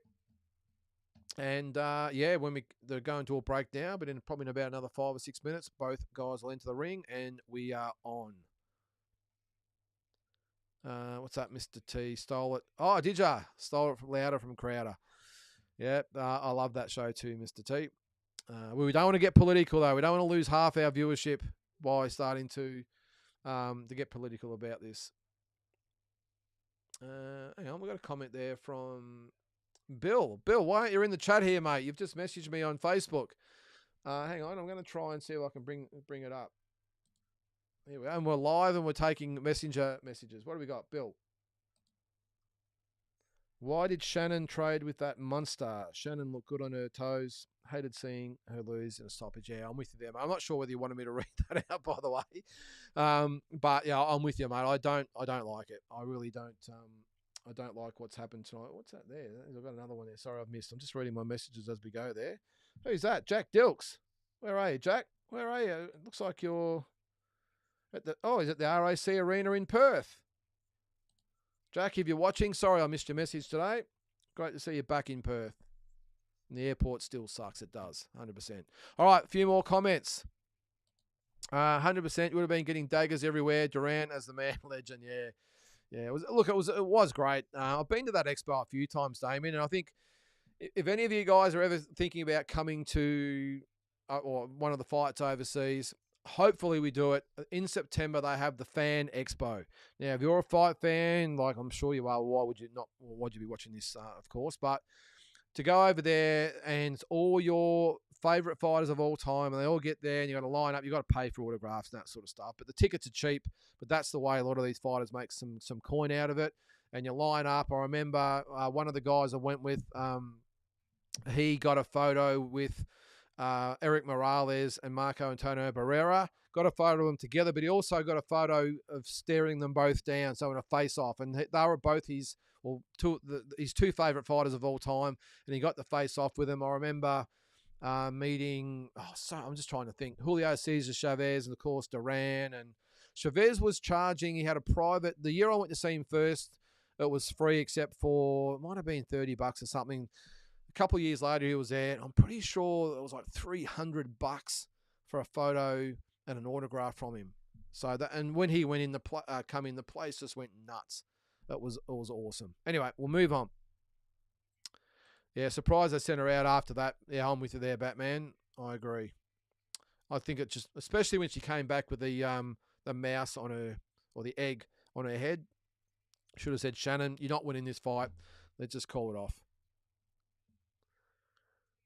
Yep. Rad and Roll. Motu won by stoppage in the 4th round. And the promote. Geez, that's a pretty brutal ad they've got on there for Tim Tszyu versus Murtazaliyov. Excuse me. If you haven't seen it, it's a black and white ad, except for the blood. So what you can see is just red. All right. Yep. Towel was thrown in. We'll get through a few more comments. Have you heard anything about Nikita Tszyu's hand? All I heard is it's broken. Is he okay? Volley, no. He's going to be out for 5 to 6 months. So what actually happened was they thought they could get in there and get it sorted out, but the number one hand surgeon in Australia has not been available. He's very, very sought after, probably by mostly sports people, I suppose. Probably a lot of fighters in there as well, MMA, boxing, whatever it might be. And they've had to wait for this surgeon, and they've wanted to get the absolute best. So they've waited. Unfortunately, it's going to be at least 5 months before he can do the operation. Or it might be maybe a little bit early, but it's going to be at least 6 months before he's going to be ready, they think, to be able to be in serious training and ready to fight. Because they were talking about him fighting Michael Zarafa at the end of the year, but now they may be talking February or March if that fight does happen. But it's not okay. Volley, they don't reckon it's as bad as Tim's injury was. I'm not quite sure if you're familiar with that. Tim I think he had both his hands operated on, but they weren't good. Apparently, Nikita's injuries aren't as bad as Tim's, and he's obviously recovered. No dramas whatsoever. So, yeah, they're thinking 5 to 6 months he'll be out, Volley, which is, yeah, not great. Kazakhs on fire in here. Yeah, they are. You might get immortalised in bronze in Kazakhstan. Yeah, you never know. Might be the only one doing a broadcast, although one of them's giving me a thumb down, I see there. But anyway, you get that. There's only one. That's unusual. Normally there's a few. You always get the ones that come on here for the stream and go, no stream. We'll give you a thumbs down out of spite. All right. So we've got Megan Barnard, Sam Goodman, and Peter Bedell as the commentators tonight. And no expense has been spared by the looks of things. We won't worry about Barry Michael and Jeff Fennick and some other experts. We'll get Sam Goodman in for peanuts and Peter Bedell, who is a peanut. So, all right. Some more comments there. Whoa, they can be a good one. Better Beav versus Bivol. Who you got?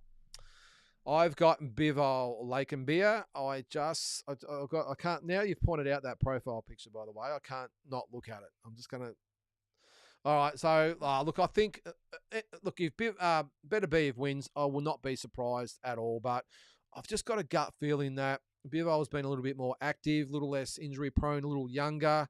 I think he's made of the same Russian steel that Better Beav is, and I think that's crucial in this fight. They're just hard bastards. They really are. And I've just got a feeling that Bivol will just have some answers to Better Beav that a lot of the fighters he's fought didn't have. I think he'll know a lot about Better Beav. He might have sparred with him along the journey, might have been teammates at some stage. I don't know, in the amateurs. But I just think Bivol, call it a gut feel, Lakenbeer. I don't think anyone could realistically look at stats and footage and everything else and go, they're going to win, because they're so evenly matched. Got some highlights of Bakram Murtazaliyov at the moment too, and I just don't see how he beats Tim Tszyu. Anyway, but yeah, I'm going to go for Bivol by decision, Lakenbeer. We'll go through some comments there. You and you, Jack Martin, Premiership player next year. So I'm gathering you're a Geelong supporter, you and you. There's always someone in there who wants to give me a hard time. I know what'll happen too, mate. He played 3 games this year. He's played 51 games in 5 years for Carlton. Paid him nearly $1 million a year. He'll go to Geelong for absolute peanuts and he'll play 20 games for the year. You know it's going to happen. Geelong, if you are a Geelong supporter, I have the utmost respect for the Cats. They're probably the best run club in the league. So I can only be envious, mate. All right, we'll try and get through all these Kazakh comments here. There's a lot in there. And again, I'm sure you're all asking, well, you're either asking who won or when the stream is, or what are you doing on here with this when you're not even showing the fight? I know that's what I'll get. Anyway. All right, Volley, Better Beav for the win. I'm anticipating that fight. I think we all are. Love Bivol, but I don't know. I got Better Beav. I just really like the guy in and out of the ring. Yeah. They're both great guys, Volley. I'm not really stressed who wins. I'm a big fan of both. I'm just glad we've got the fight. I really am. And I've been critical of Turkey Al Sheikh and all the boys with all this Riyadh season sometimes, but they've got this job done. And I'm not sure this fight would have happened if they weren't involved. So hats off. Again, we'll go through these Kazakhstan comments. Maybe boxing tour, Canelo fight in September. Yeah, well, he does fight in September. So they're showing highlights of Mikhailovic there. Look, he can punch when he needs to. There's some good punches there. Yeah, it could be, mate. Yeah, it's always the second week of September. So, as I said, I've been there probably 4 or 5 times, and it's just the best day. It really is. They normally have an amateur show on as well. And they have stalls. I think that, like the Kronk Gym has a stall. They might have like Everlast or Ringside or someone might have a stall. They have streaming services, all these different things. It's like an expo. Well, it isn't. Of course, it's an expo. Box Fan Expo it is. So, yeah, if you haven't seen it before, if you're there, check it out. But, yeah, we might coincide that there, Damien. First round. Is this fight going to end in first round? You never know. Yeah, 5 or 6 months.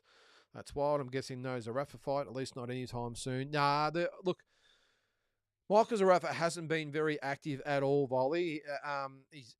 He's had times where he's been out of the ring for up to 18 months sometimes. So I don't think it would hassle him too much. If No Limit and Team Zoo said, as soon as he's right, we're going to fight you in February or March, I think Michael Zarafa would stand out of boxing for that time and be ready to go. It's such a big opportunity for him to get back amongst it. I think he would start. What is it? It's only 6 months. He only fought 2 or 3. Was it 2 or 3? Whatever, a month ago, whatever the hell it was. So I don't think being out for 6 months will really stress him too much, Volley. I'm just not big on the fight. I don't know why. I'm just not big on the fight. But I know money-wise, of course, you're going to want the fight. No Limit, of course they're going to want the fight. Of course, the fighters are going to want the fight. They're going to probably make $1 million each, so why not? But I'm not that excited about it, if I'm being honest. I'd rather see Nikita probably clean up a few of the other 154-pounders and then maybe look at stepping up internationally after that. And Michael Zarafa maybe to look at Mikhailovic, Matteo Tapia. I know he talks guys like the Zoos, some of the international guys. Matteo Tapia, he's the guy. Or Mikhailovic is another one, depending on what happens tonight, of course. But they're the fights I probably prefer to see Michael Zarafa in. Zarafa versus Tapia would be an awesome fight. The problem is that no one here in Australia really knows much about Tapia and his maximum risk for Zarafa. I think he actually beats Michael Zarafa. So, of course, why is Michael Zarafa going to want that fight when he can fight Nikita Zoo and win or lose? Even if he does lose that fight, he's going to walk away with probably $1 million. So, it's an easy decision to make. All right. Light heavyweight undisputed should be lit, says Andy. 2 great Russians putting on the line for all the belts. Let's go. Yep. Let's go, Andrei, for the win. Peter Bedell is that a rooster? A hen? Chicken? I got Andrei Mikhailovich. Let's go. Yep. I'm backing Bivol, says Mr. T. All right. Okay. So Goodman promotes fight with Inouye, maybe. Okay. Well, there you go. They're talking about Zarafa versus Matteo Tapia as I say that. Oh, no, actually, Andrei if he wins. Tapia or Zarafa, I think they're talking about. I wonder what's happened to Lieutenant Dan tonight. Very unusual. All right, why? It says, Luke, why don't Opataya and Paro get the same media attention as Zoo and others in Australia? Great question, Luke. Great question. I think look, it's pretty obvious and it's pretty well known that No Limit, by having the Fox Sports main event contract, also by association get the media. So all the major papers in all the states and all the capital cities are controlled by the same people that probably control Fox Sports, KO, main event, all the rest of it. So it sort of works in with one. So it's their fighters that get all the news. So regardless of the status of the fight, Sam Goodman or Liam Wilson, whoever it might be, are going to get maximum exposure by the main papers in Australia. Radio, attention, you name it, they're going to get it. Opataya and Paro, they're not with No Limit, so they're really relying on their merits to get attention. And as we all know here in Australia, the newspapers and radio and all that stuff really couldn't give a toss about boxing. So when you've got those guys that aren't aligned with No Limit who get the attention because there's obviously an agreement somewhere, you've got a Sam Goodman, a Liam Wilson, and whoever else getting more attention than those guys there, and that's why. Because Tasman Fighters and Matchroom and all those and Ace Boxing would be trying to get it, but the papers and the radio and everything, who are under no obligation whatsoever to give them attention, are just saying, no, we need to make more room for football or cricket or swimming or whatever it might be. So that's why, man. I don't like it, but unfortunately that's just the way it is. All right, so Stephen Pios is announcing the main event. There go the Cats, yep. All right, I think we're mostly through the... Oh, yeah, I went back and forth over Beterbiev and Bivo. I'm just going to sit on the fence. I'm with you, mate. I'm just going to enjoy the fight. How does Sky get higher on the Bivo card than Opataya? I've got no idea, Luke. I can only guess. I'm sure everyone can guess it. Oh, who knows? I don't know. I can't believe Opataya and Massey is not the co-main. Now that Shakur Stevenson's out, I can't believe it's not the co-main. Anyway, ridiculous. Yep, Maya Mo21, Duke, is that Ducox? Ducox? All right, so ANDREI MIKHAILOVICH making his way to the ring. We're on thong watch. Now, it looks like, yep, Peach has got thongs on. At least Mikhailovich has got boxing boots on, but it's been confirmed. So if any of you guys made a bet out there about what colour thongs, I think it's black. Black thongs. Geez, it's a small little venue in there too. I think they only get about 1,000 people, but it does look full. Geez, we've got a lot of Kazakhs in there. Has there been a Zarafa sighting yet? I'm sure that if Mikhailovich wins Kane, maybe even if JANIBEK wins, you might see Zarafa insert himself into a Kane. He might jump the rope and get into a slanging match with one of them, or a pushing, shoving match, and all of a sudden we're all talking about that. He's a showman. So I'm trying to get through these Kazakh comments here. So I hope I don't miss any English-speaking ones. Full props if Zarafa gets a shot at the winner, but highly unlikely Zarafa gets it. No, he won't get it. All right, JANIBEK, ALIMKHANULY about to enter. And there's a lot of Kazakh flags there. Wow, right as he's walking down the steps there is a lot of Kazakhstan flags. I want to listen to the song there. I thought it might have been Seven Nation Army there, but it's not. All right, Damien, don't forget the WBC not sanctioning the light heavyweight undisputed fight. Oh, is that right? Not sanctioning it. I didn't know that. I thought it was for undisputed. Oh, they got paid. Okay. All right, Albie, does anybody seriously give Goodman any chance of going beyond 6 rounds in a way? Not me, Albie. Jack, Peter Bedell taught Harry Garside to paint his nails and gave him some private ballet lessons. Harry was walking funny. Oh, Jack, that's not very nice. As JANIBEK, ALIMKHANULY makes his way to the ring. It's only a short ring walk. You can probably understand why both guys waited about 20 seconds before they started to walk down the stairs. I would have missed most of the song. Yeah, small room is good. Oh, I'm with you there, James. I don't mind a venue like this for a fight like this. Just pack them in. I like it. Can this fight be streamed free in Oz, says Peter? I'm not sure, Peter. Well, if you haven't got, if you've got Foxtel or KO, then you're good. If you haven't got it, Peter, maybe just ring a mate and see if they'll just stream his phone to yours. I shouldn't probably be saying that, but that's probably all right. Tail of the tape: 31 years of age for JANIBEK, 26 for MIKHAILOVICH. Height 182 each. Reach in favour of MIKHAILOVICH 189 to 182. The weight 72.54 to 72.58. Mark says he thinks 5, but it'll be nice 8 because I'm an Aussie. Yeah. All right, so we've got the national anthems. Now, this is unusual. They would play the anthems while both fighters are in the ring. Normally, they play it before they get in the ring, so the fighters don't get cold.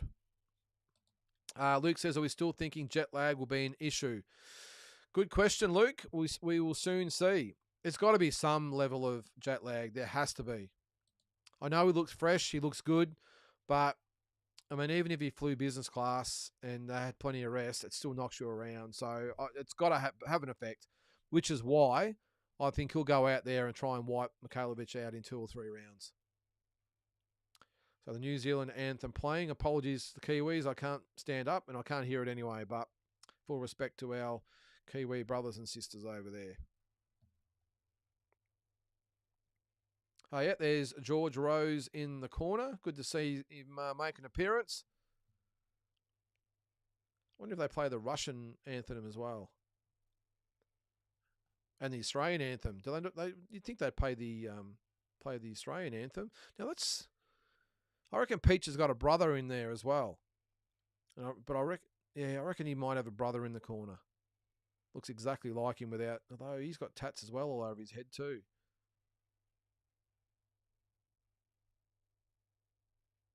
All right, so there's the New Zealand anthem. And we're about to hear the Kazakhstan anthem. Oh. Wrong anthem. No. I think they played the wrong anthem. Oh. Shaking their heads in the corner. JANIBEK not happy at all. There's a lady in the crowd who is yelling at the top of her voice. They've played the wrong anthem. Can we not get anything right here, guys? Fair income.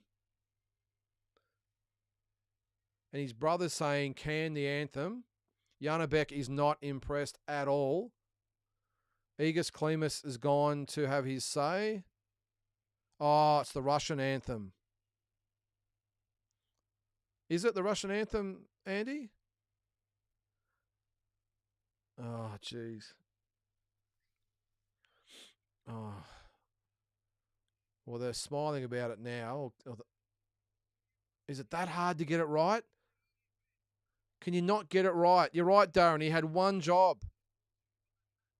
I remember when I was promoting, I would actually go through all the fighters' songs and approve them before they went because some of the lyrics and all that were just shocking. So I'd go through and approve every song and say to them, you can't have this song. You got to choose another one.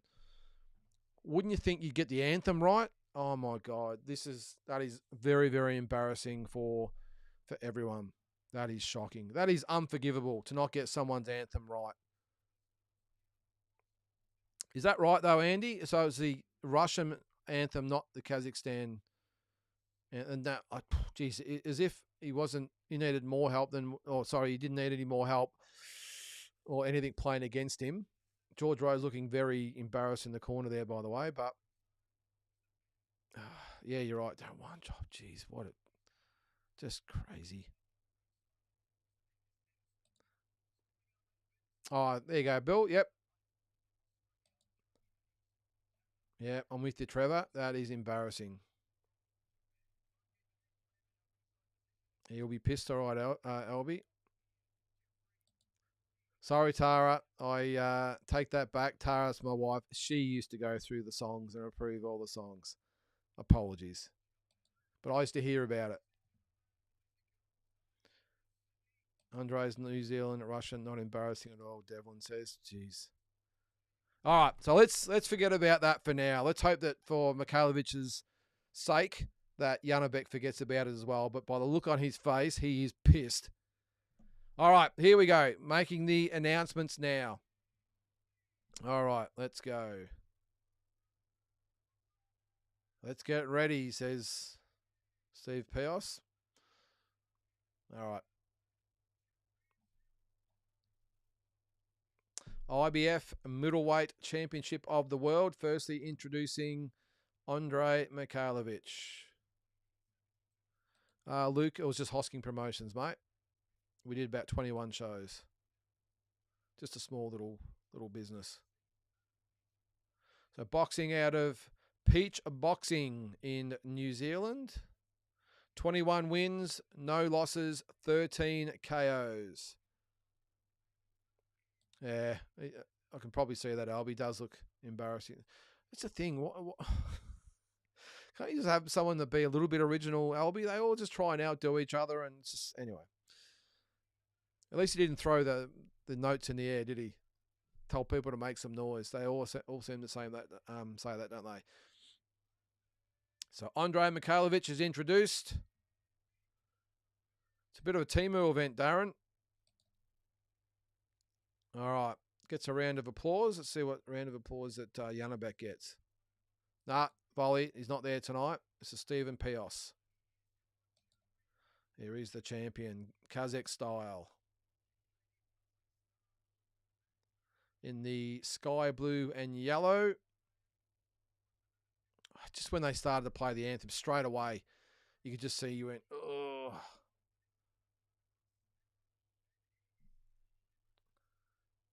And Igor Klimas, if you can remember, was only here a few months back with Vasily Lomachenko.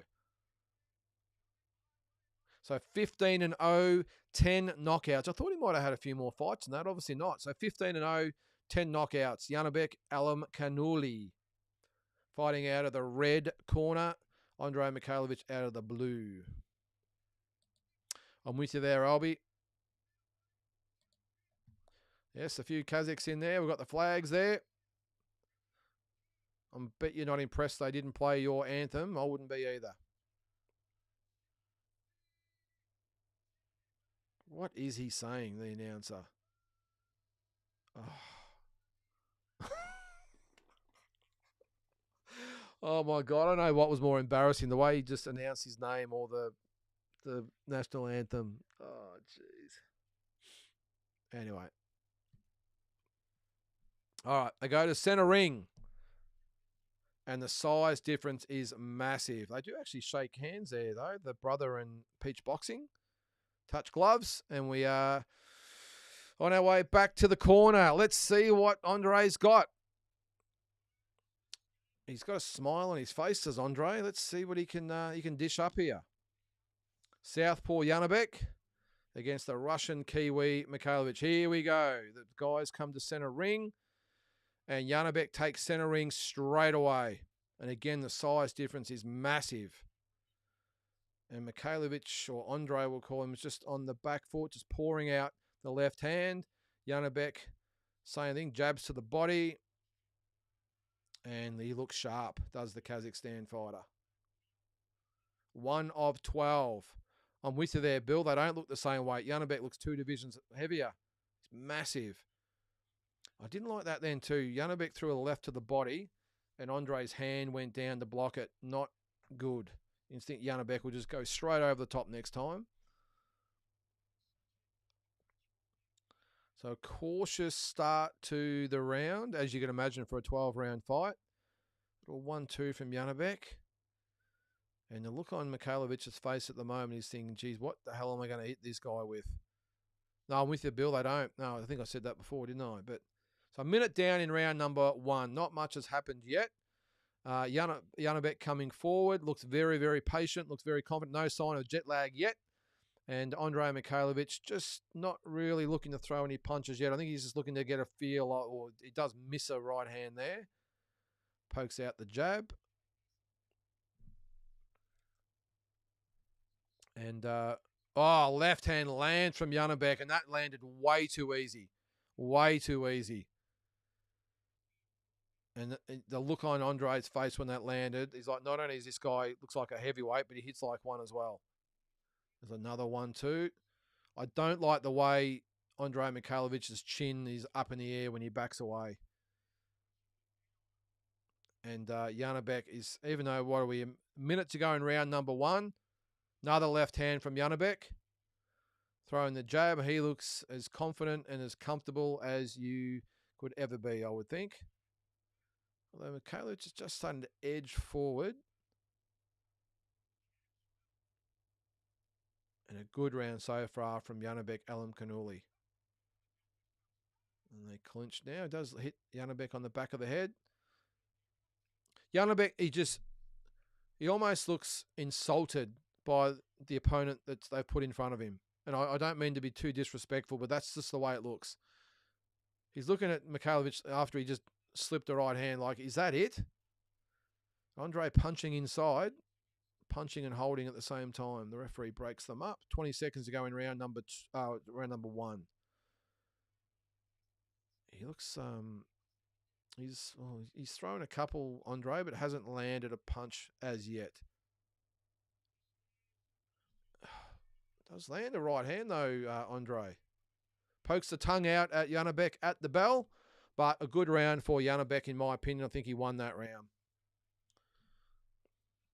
And definitely a feeling out round for JANIBEK, or both fighters, but I thought JANIBEK definitely does.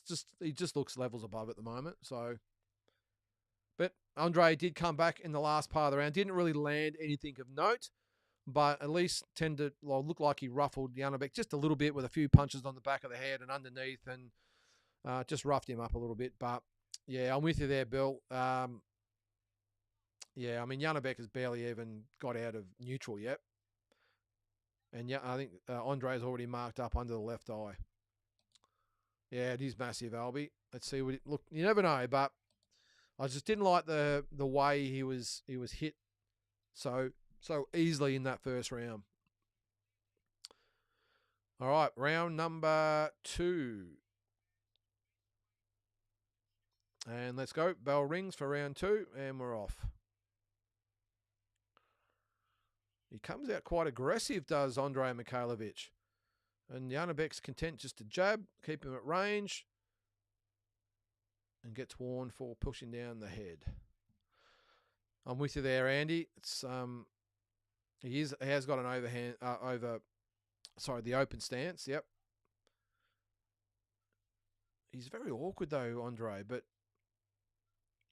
JANIBEK at the moment, very, very, very patient. He's throwing the left, just waiting for the opening for the right. Andrei does land a right hand in return there. In close, he's doing okay, Andrei. You would think that JANIBEK might try and tie him up a little bit more in close, because in close, he's got one arm, but he's allowing Andrei just to hit him on the back of the head and underneath. So, and the referee hasn't really said anything about it yet. So a minute into round number 2, and a better round for Andrei Mikhailovich.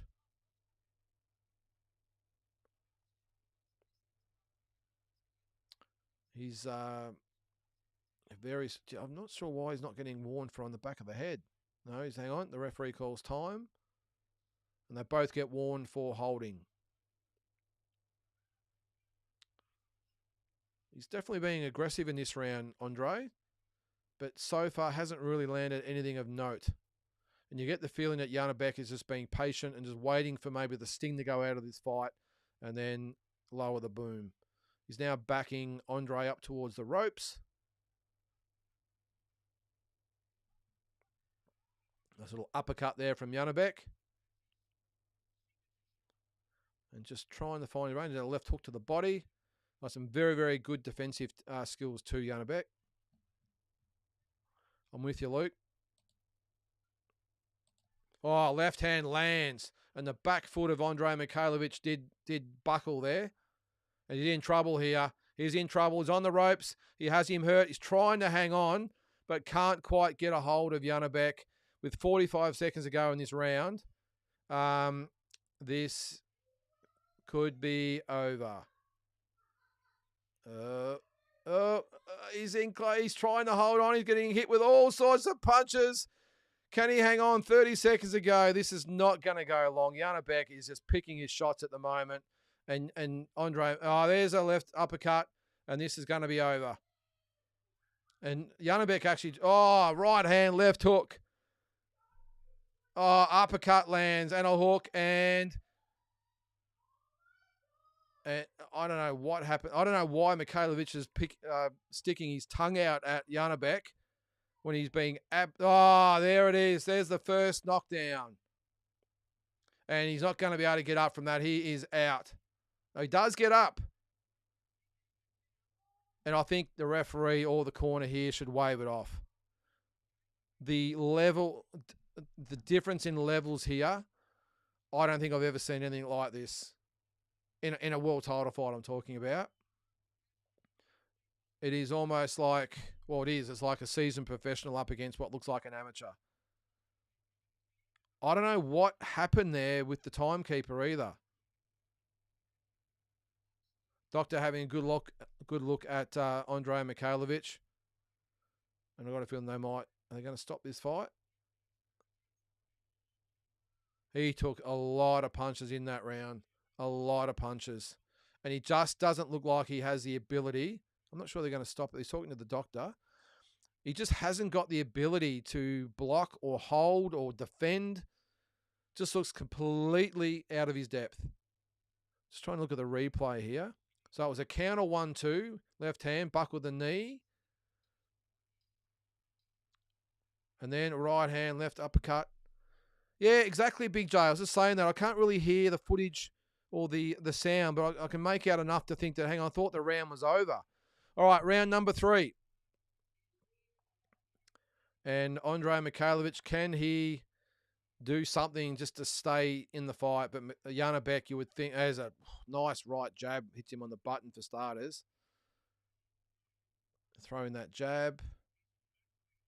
He's coming forward now, JANIBEK, and you can see he's looking to get this over and done with. Yeah, Darren, I think I'd be running if I was a DJ.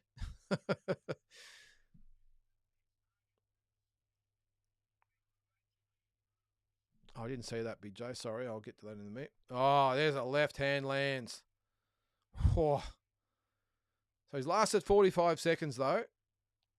But you get the impression that as soon as JANIBEK lands a half-decent punch, this is going to be all over. Just so far, just a horrible, horrible mismatch. He's trying, but he's all arms and legs at the moment, ANDREI. There's no rhythm or rhyme to what he's doing. He's just got the head down, just winging punches, which you can see JANIBEK is just waiting for the opportune time to counter him, and that'll be it. Strangely enough, though, you'd almost say ANDREI's winning this round so far because JANIBEK's barely throwing a punch. But just the level, just these guys are universes apart. So halfway through round number 3. Oh, right hook, left uppercut lands. Oh, that's right. Lands a right hand there, though, ANDREI, but JANIBEK didn't even blink. So he's done well to hang in there, ANDREI. Very, very well. But if I'm being honest, I think JANIBEK is just pretty much the, well, I can end this whenever I want, so I'll just take my time. Yeah, good point, Big J. Yeah, they'll be showing that that comment of "I'm going to kill you," and then him pretty much getting decapitated. Look, he's doing all right this round. We've got 45 seconds to go in round number 3, and he's done a good job of really negating JANIBEK by staying in close. In the last round, he stood off a little bit, and the jet lag, who knows, might just be taking its toll a little bit.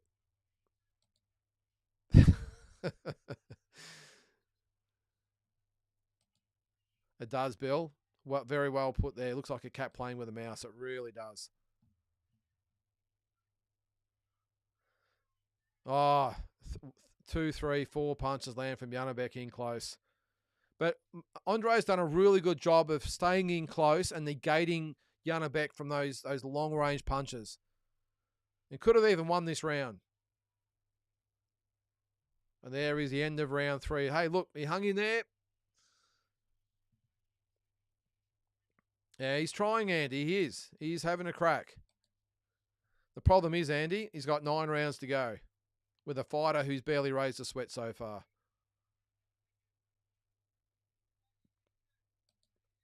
Oh, Big J, that's not very nice. He says, look at the bright side, still doing better than Zarafa against Lara, yep. I'm not sure what Isaac Peach is saying, but what does he say in this instance? What do you say to a fighter who's just pretty much a cooked duck or sitting duck, whatever you want to say? No, you're right, Albie. You're right.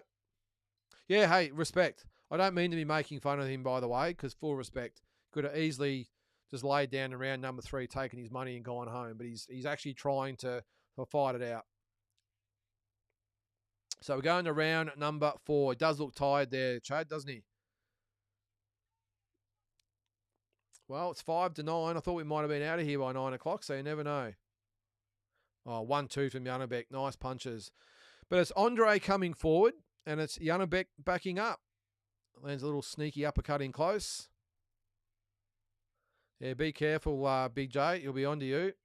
He tends to ring or text people that don't say good things about him. I'm sure you're big enough to handle yourself, though. All right, so we're 40 seconds into round number 4. Very scrappy start to the round. Just pretty much one long clinch, both with one arm free. Little 1-2 inside from JANIBEK. And Mikhailovich tries to push him to the ropes. Does land a little sneaky left hand, though, Mikhailovich. But I like the tactic of staying in close. Because when he's at long range, he's getting absolutely picked apart. They've got to watch the heads in here as well. They're coming very close together. I didn't see that, Luke. I'll look at that in the replay. JANIBEK pushes Andrei off. I did say 4 rounds. Looks like he's going to get through. We're halfway through round number 4. And look, he's doing well. I know, I agree, Mr. T. JANIBEK's pretty much playing with him, but he's done a good job just to hang in there and negate JANIBEK a little bit and take away the range, which is the big problem in the first 2 rounds. By trying to box from long range, he was just a sitting duck for those long range counters, and now he's got it in close. He's in close. He's tying up the elbows, trying to get that head on JANIBEK's shoulder, and doing okay. So we're in close at the moment. Some inside punches land from JANIBEK. Mikhailovich coming forward, but geez, he looks exhausted. Yeah, be careful. Be careful, Big J. Jason Zarafa's coming for you. I'll miss the pound for pound king. I agree. All right, so 35 seconds to go, round number 4. You would think that JANIBEK's probably landing the more in close, but props to Mikhailovich. I don't think we're that far away, volley.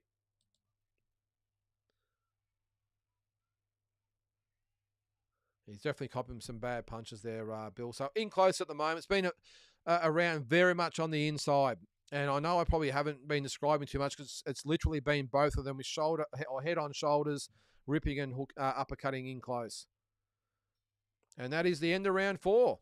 And they actually touch gloves at the end of the round. Well, Dave, good point. His legs maybe do look a little bit heavy now. Maybe if Andrei can get past or get into the second half of the fight, maybe the lack of time here in Australia does take effect. I don't think it's going to be enough for Andrei to get over the line, but it might just allow him to get back into the fight and remain competitive. Not sure, Lawrence. Yeah, Albie has got big balls, that's for sure. So big breaths. He does look exhausted in the corner, Andrei. He's got 8 rounds to go. And starting to get a little bit marked up. But look, as I said a few times, he's done well. I don't know whether it's just coincidence or it's some advice from Isaac Peach in the corner, but the fact that he's stopped fighting from long range and got in close has really allowed him to stay in the fight. All right, round number 5. And they come together with the heads. JANIBEK pushes him back, which is probably what he's got to do. JANIBEK's probably got to start coming forward and pushing ANDREI back. I'll give him credit though, ANDREI. He's in there. He's still throwing punches. He's trying to rough JANIBEK up on the inside.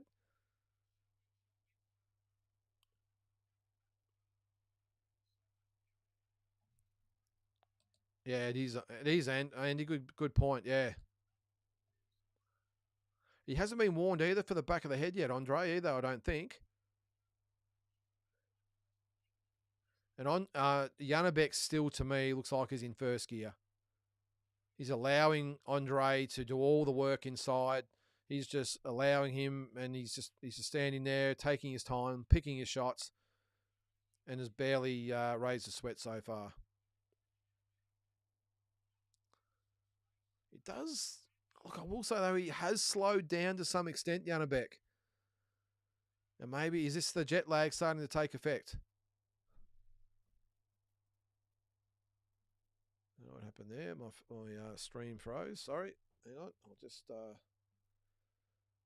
fix this. There we go. All right, we're back. It's my Surfshark kicking into gear.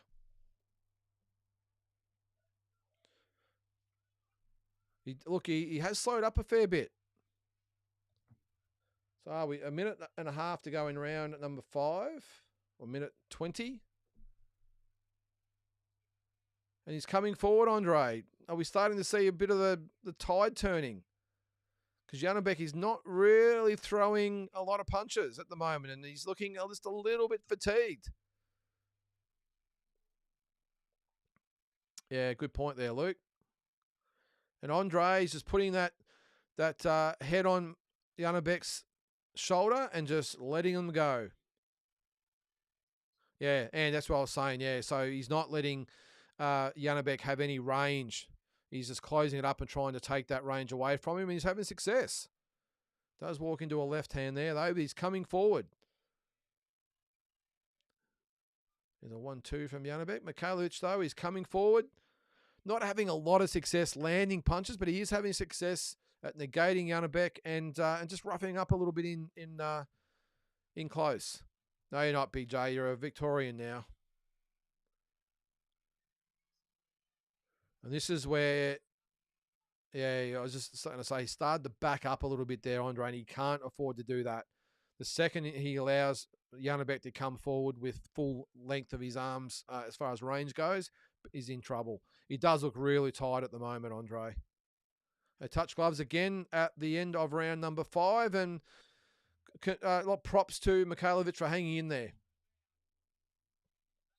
Yeah, I'm with you there, El Vicente Miguel. Just charging, yeah. Yeah, but look, he's done well just to hang in there so far. He has, Mr. T, very well since round 2. The problem at the moment, though, I can see is that, come on, Big J, well, what, you can't have it both ways, mate. You can't live here and be a Queenslander. Doesn't work that way, mate. You're a Victorian. I've got a Melbourne Storm Guernsey for you. But yeah, the problem we've got here is that ANDREI, like he's trying his absolute guts out. The issue is he's gassing. I know JANIBEK is slowing down a lot too, but he's just, what are we, not even halfway through the fight yet, and it's whether he's spent all his fuel tickets already. All right, so we're going to round number 6. I didn't think we would be here, but here we are. Yeah, good point there, Damien. I wouldn't. Yeah, good point. Big J. Yeah, say you're a Queenslander. We've got it all bloody backwards down this way. All right. 20 seconds in round number 3. Mikhailovic comes forward. Yeah, good point there, Andy. Exchange words there though.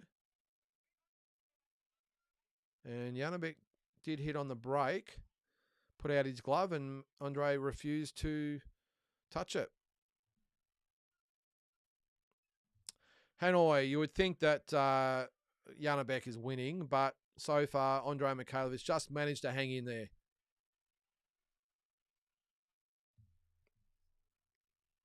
Yeah, it was Albie. Yeah, you know Mark Pajero. Yep, he was like that, wasn't he?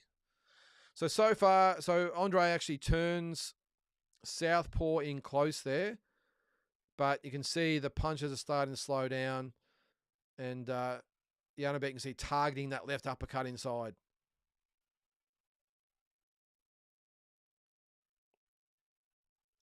So, yeah, a little bit scrappy again to start round number 6. And again, I'll say Mikhailovic has done a great job turning this into a bit of a dogfight in close. JANIBEK looks the stronger. He does, lands a nice little sneaky uppercut in there too, JANIBEK. Looks the stronger, but he's allowing Andre to come at him. Maybe he's allowing him to push him without being pushed back, just to take some more energy out of Andre.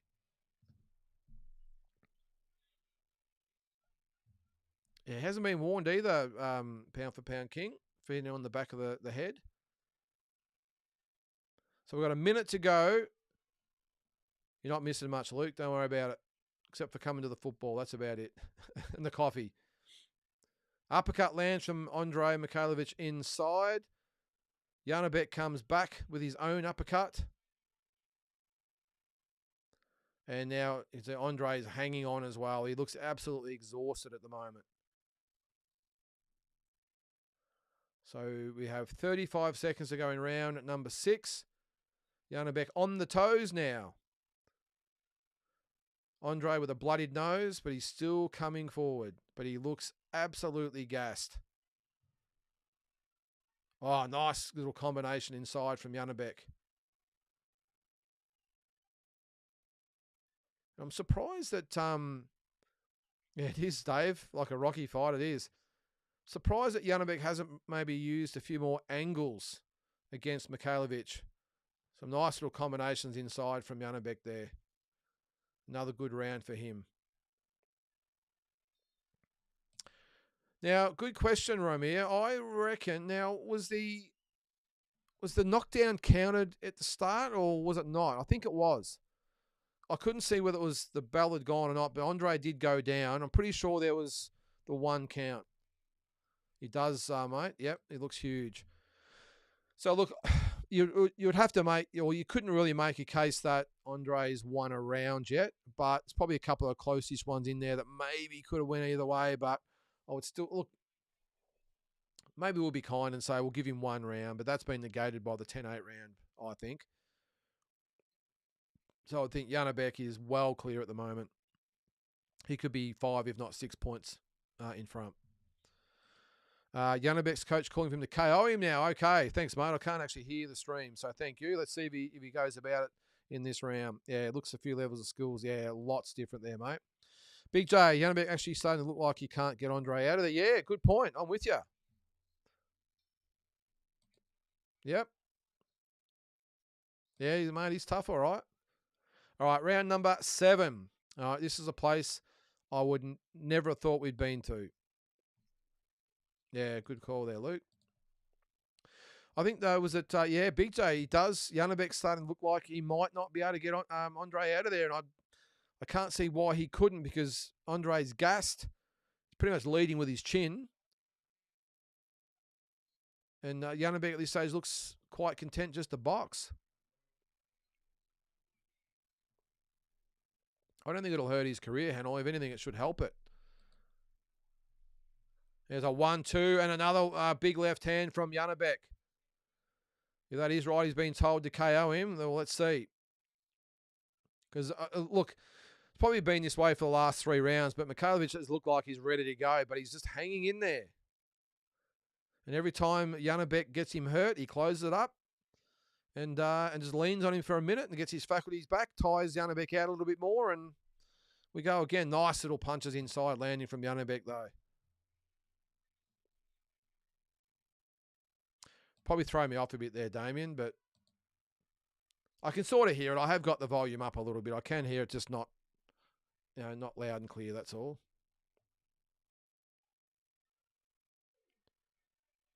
So it's a pretty tough fight in close. So we are a minute 20 to go in round number 7. And Andrei Mikhailovic continues to come forward. He's ripping, he's hooking, he's pushing, he's shoving, he's doing everything he can to rough JANIBEK up.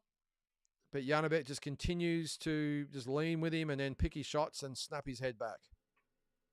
Nah, mate. I think this fight proves that too. I think, though, I mean, the jet lag might be used as an excuse afterwards, but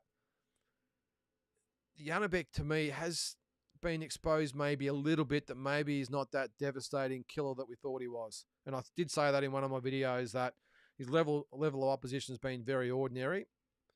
And he's actually got someone in front of him who's made of steel, who won't bend, and he's actually going with him. So we've got 35 seconds to go, round number 7. Good, tough, even round. I would still probably give it to JANIBEK. I think he's landed the better shots, but again, Mikhailovic is giving it all. He really is. Well, I think there's been a few exposed tonight, Big J, as far as weaknesses go. Definitely got heart there, Ramir. So 10 seconds to go, round number 7. And I would give this round again to JANIBEK, but again, full respect to ANDREI MIKHAILOVICH, who's just done a great job to hang in there. And you're right, Ape. It's been the last probably 4 rounds have been not great viewing. It's just been very, very scrappy. But you got to do what you got to do. And he was getting absolutely carved up from the outside, so he's done what he had to do and got inside and negated JANIBEK, and he's done it very, very well. Don't think he's won a round.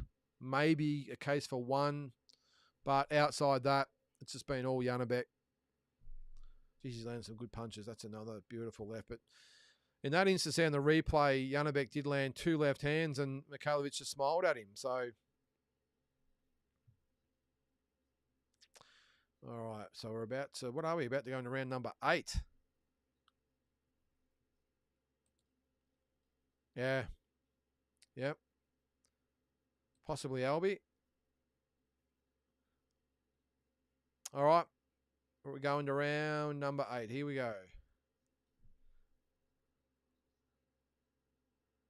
And again, JANIBEK on the toes in that southpaw stance. Mikhailovic coming forward. Again, gets close, and that's probably where he'll stay for the whole round. I don't think so, Luke. Because the punches haven't been crisp or clean.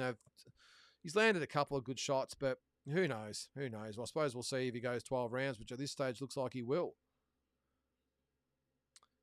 And both guys at the moment, both look gassed. Both look like they're just content to lean on each other and just get through the fight, really.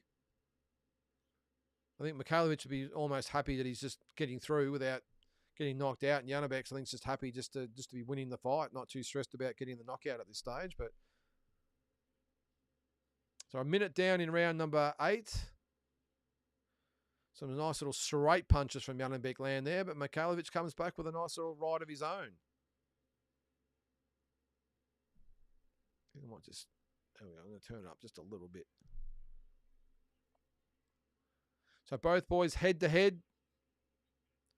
Mikhailovic probably throwing more punches, but JANIBEK landing the cleaner punches, and he lands another little sneaky left uppercut inside. And Mikhailovic has looked gone since round 3, but here we are, round 8, and he's still hanging in there. I still get a feeling that we might see a late stoppage, but so far, ANDREI MIKHAILOVIC doing very, very well. Oh, it would have been over in the second round, Andy.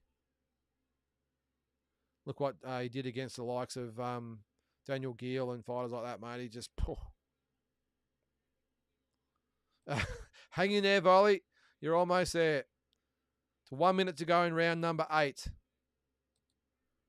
And JANIBEK, look, he's looking gassed as well. No doubt about that. I'm with you there, Big J. I think Shiraz would probably... I'd almost back Shiraz over JANIBEK from what I've seen tonight. Even Lara. All right, so both guys letting them go inside. Again, just leaning on each other. Pushing each other back. More pushing than punching at the moment. But Mikhailovic is hanging in there. Yeah, I'm with you there, Luke. I agree. I think JANIBEK is actually quite content to just let Mikhailovic lean on him and and then just pick his shots when he can and just win the rounds. I don't think he's really in it for a hard, solid 12 round. I think he's just doing what he has to do. He's winning the rounds. But again, Andrei, he's just letting those bombs go. End of round number 8. I think no matter what happens from here, you have to give Andrei Mikhailovich his props. Because really, he should have been out of there in round number 2. It should have been all over. And he's hung in there. He's made a fight of it. He's really put the pressure on JANIBEK, who in the corner does look like he's feeling the pace. But you would have to say he's 8 to 9 points in front at the moment, wouldn't you? That second round, regardless of whether it was counted as a knockdown, was a 10-8 round. Look, even if I've given Andrei 1, even 2 rounds, you'd have to still have JANIBEK 5 or 6 points in front.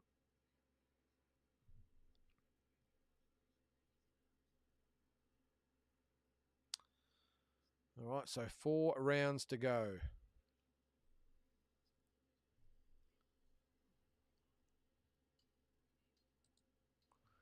All right.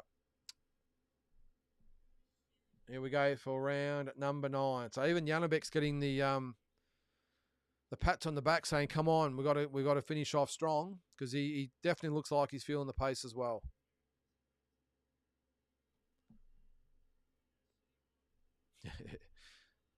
He does, Albie. I thought it was meant to be a lot easier than this, and for the first 2 rounds, it was.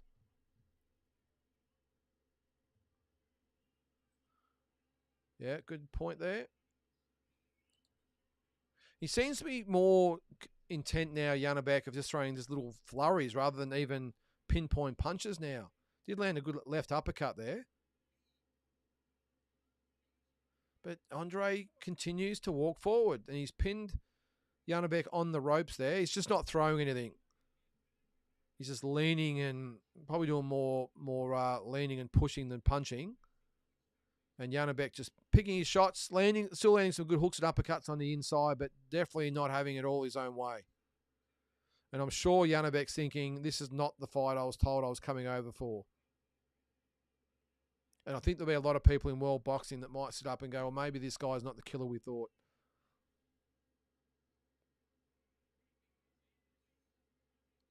A nice left hand from JANIBEK.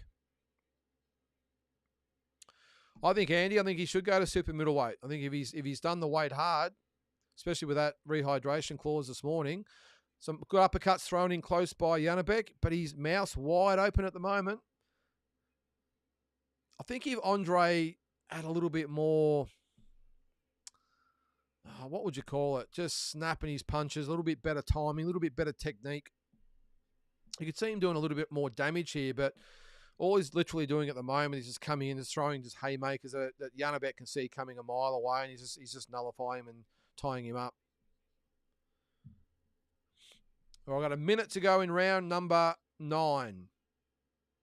And look, Andrei's done really well. Again, though, I think JANIBEK's probably landed the cleaner punches inside, but certainly not impressive at the moment. I think the crowd, though, in attendance, to be pretty happy with this. They've had a really good night of boxing by the looks of things, especially this one. So we have 35 seconds to go in round number 9. What's happening here? He's been told to go back to the corner, and the tape has come loose on Mikhailovich's right glove. Good little rest for him there.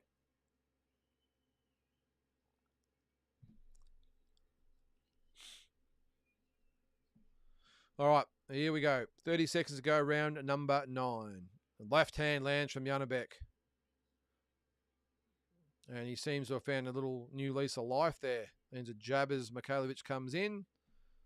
Left uppercut, left hand, and down goes Mikhailovich. And it's over. Oh, geez, after all that, and he gets dropped once and he stops it.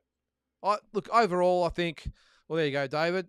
Good stoppage, yeah. Look, I think overall, 2 game for his own good. He took a lot of punches.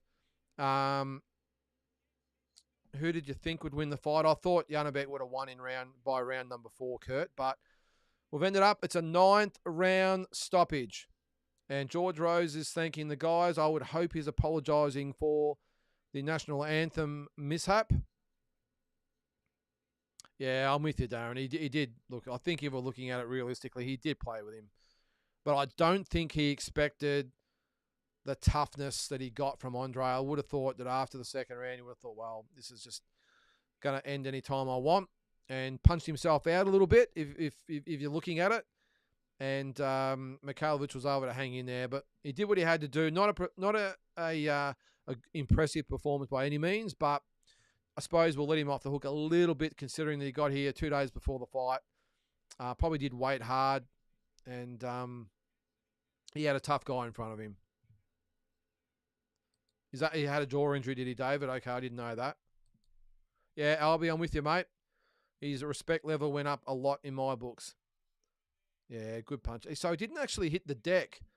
Okay, I thought he went down. He actually fell into the ropes and didn't have a chance to go down, and the referee stopped it. Oh, yeah, from that angle, it was a good punch. Hit him right on the button, and you could almost see his eyes roll around his head. And it's good to see that everyone's hugging it out at the moment. No, I like it. I like it. Peach and JANIBEK's brother hugging it out. That's what you want to see. Hello, goodbye. The girls had more blood in the previous battle. Yeah, they did. That was a brutal fight, the last one. So, look, I suppose if you look at it, JANIBEK's, he's just done what he had to do. He's flown to Australia. He's beaten his mandatory. He's going to take his, 275 US or whatever it is, so about 350 Australian, and go home, enjoy Christmas, and then maybe, well, I know Christmas is 3 months away, but you get what I'm getting. Enjoy the rest of the year anyway, and then he'll be back next year. But, yeah, it was a tough fight. Volley, yeah, no worries at all. Much love to you over there in Mexico, or Mexico, is it? That's how you pronounce it? Viva Mexico. Thanks for that. You go and get some sleep. Thanks for tuning in. And to everyone else that's tuned in as well. Really appreciate it. So if you've just joined us, the result, a 9th round stoppage by JANIBEK ALIMKHANULY over ANDREI Mikhailovich. A very brave ANDREI Mikhailovich. He's got the job done and has won in the 9th round. Kurt and Big Uzbek. JANIBEK ALIMKHANULY by 9th round stoppage. Trying to do sign language there. So there you go. All right, guys. I don't think we'll hang around for the interviews. I'm not sure. It might take a while for the interpreter to interpret the interpreter. But, yeah, well, I'm sure Andrei will probably say the usual stuff. And look, full respect to him, all things aside. I know he probably rubbed a few people up the wrong way coming into the fight, and I know he's a different cat, but full respect to Andrei. He fought the fight of his life. He just came up short, but you can never disrespect someone that's given the absolute all in the ring. Okay, he didn't walk away with a belt, but I think his stocks went up a hell of a lot for fight fans all over the world. So, guys, that is going to be it for tonight. Hope you have a great weekend. And we'll catch you hopefully on Monday for Talking Boxing. Thanks again for tuning in.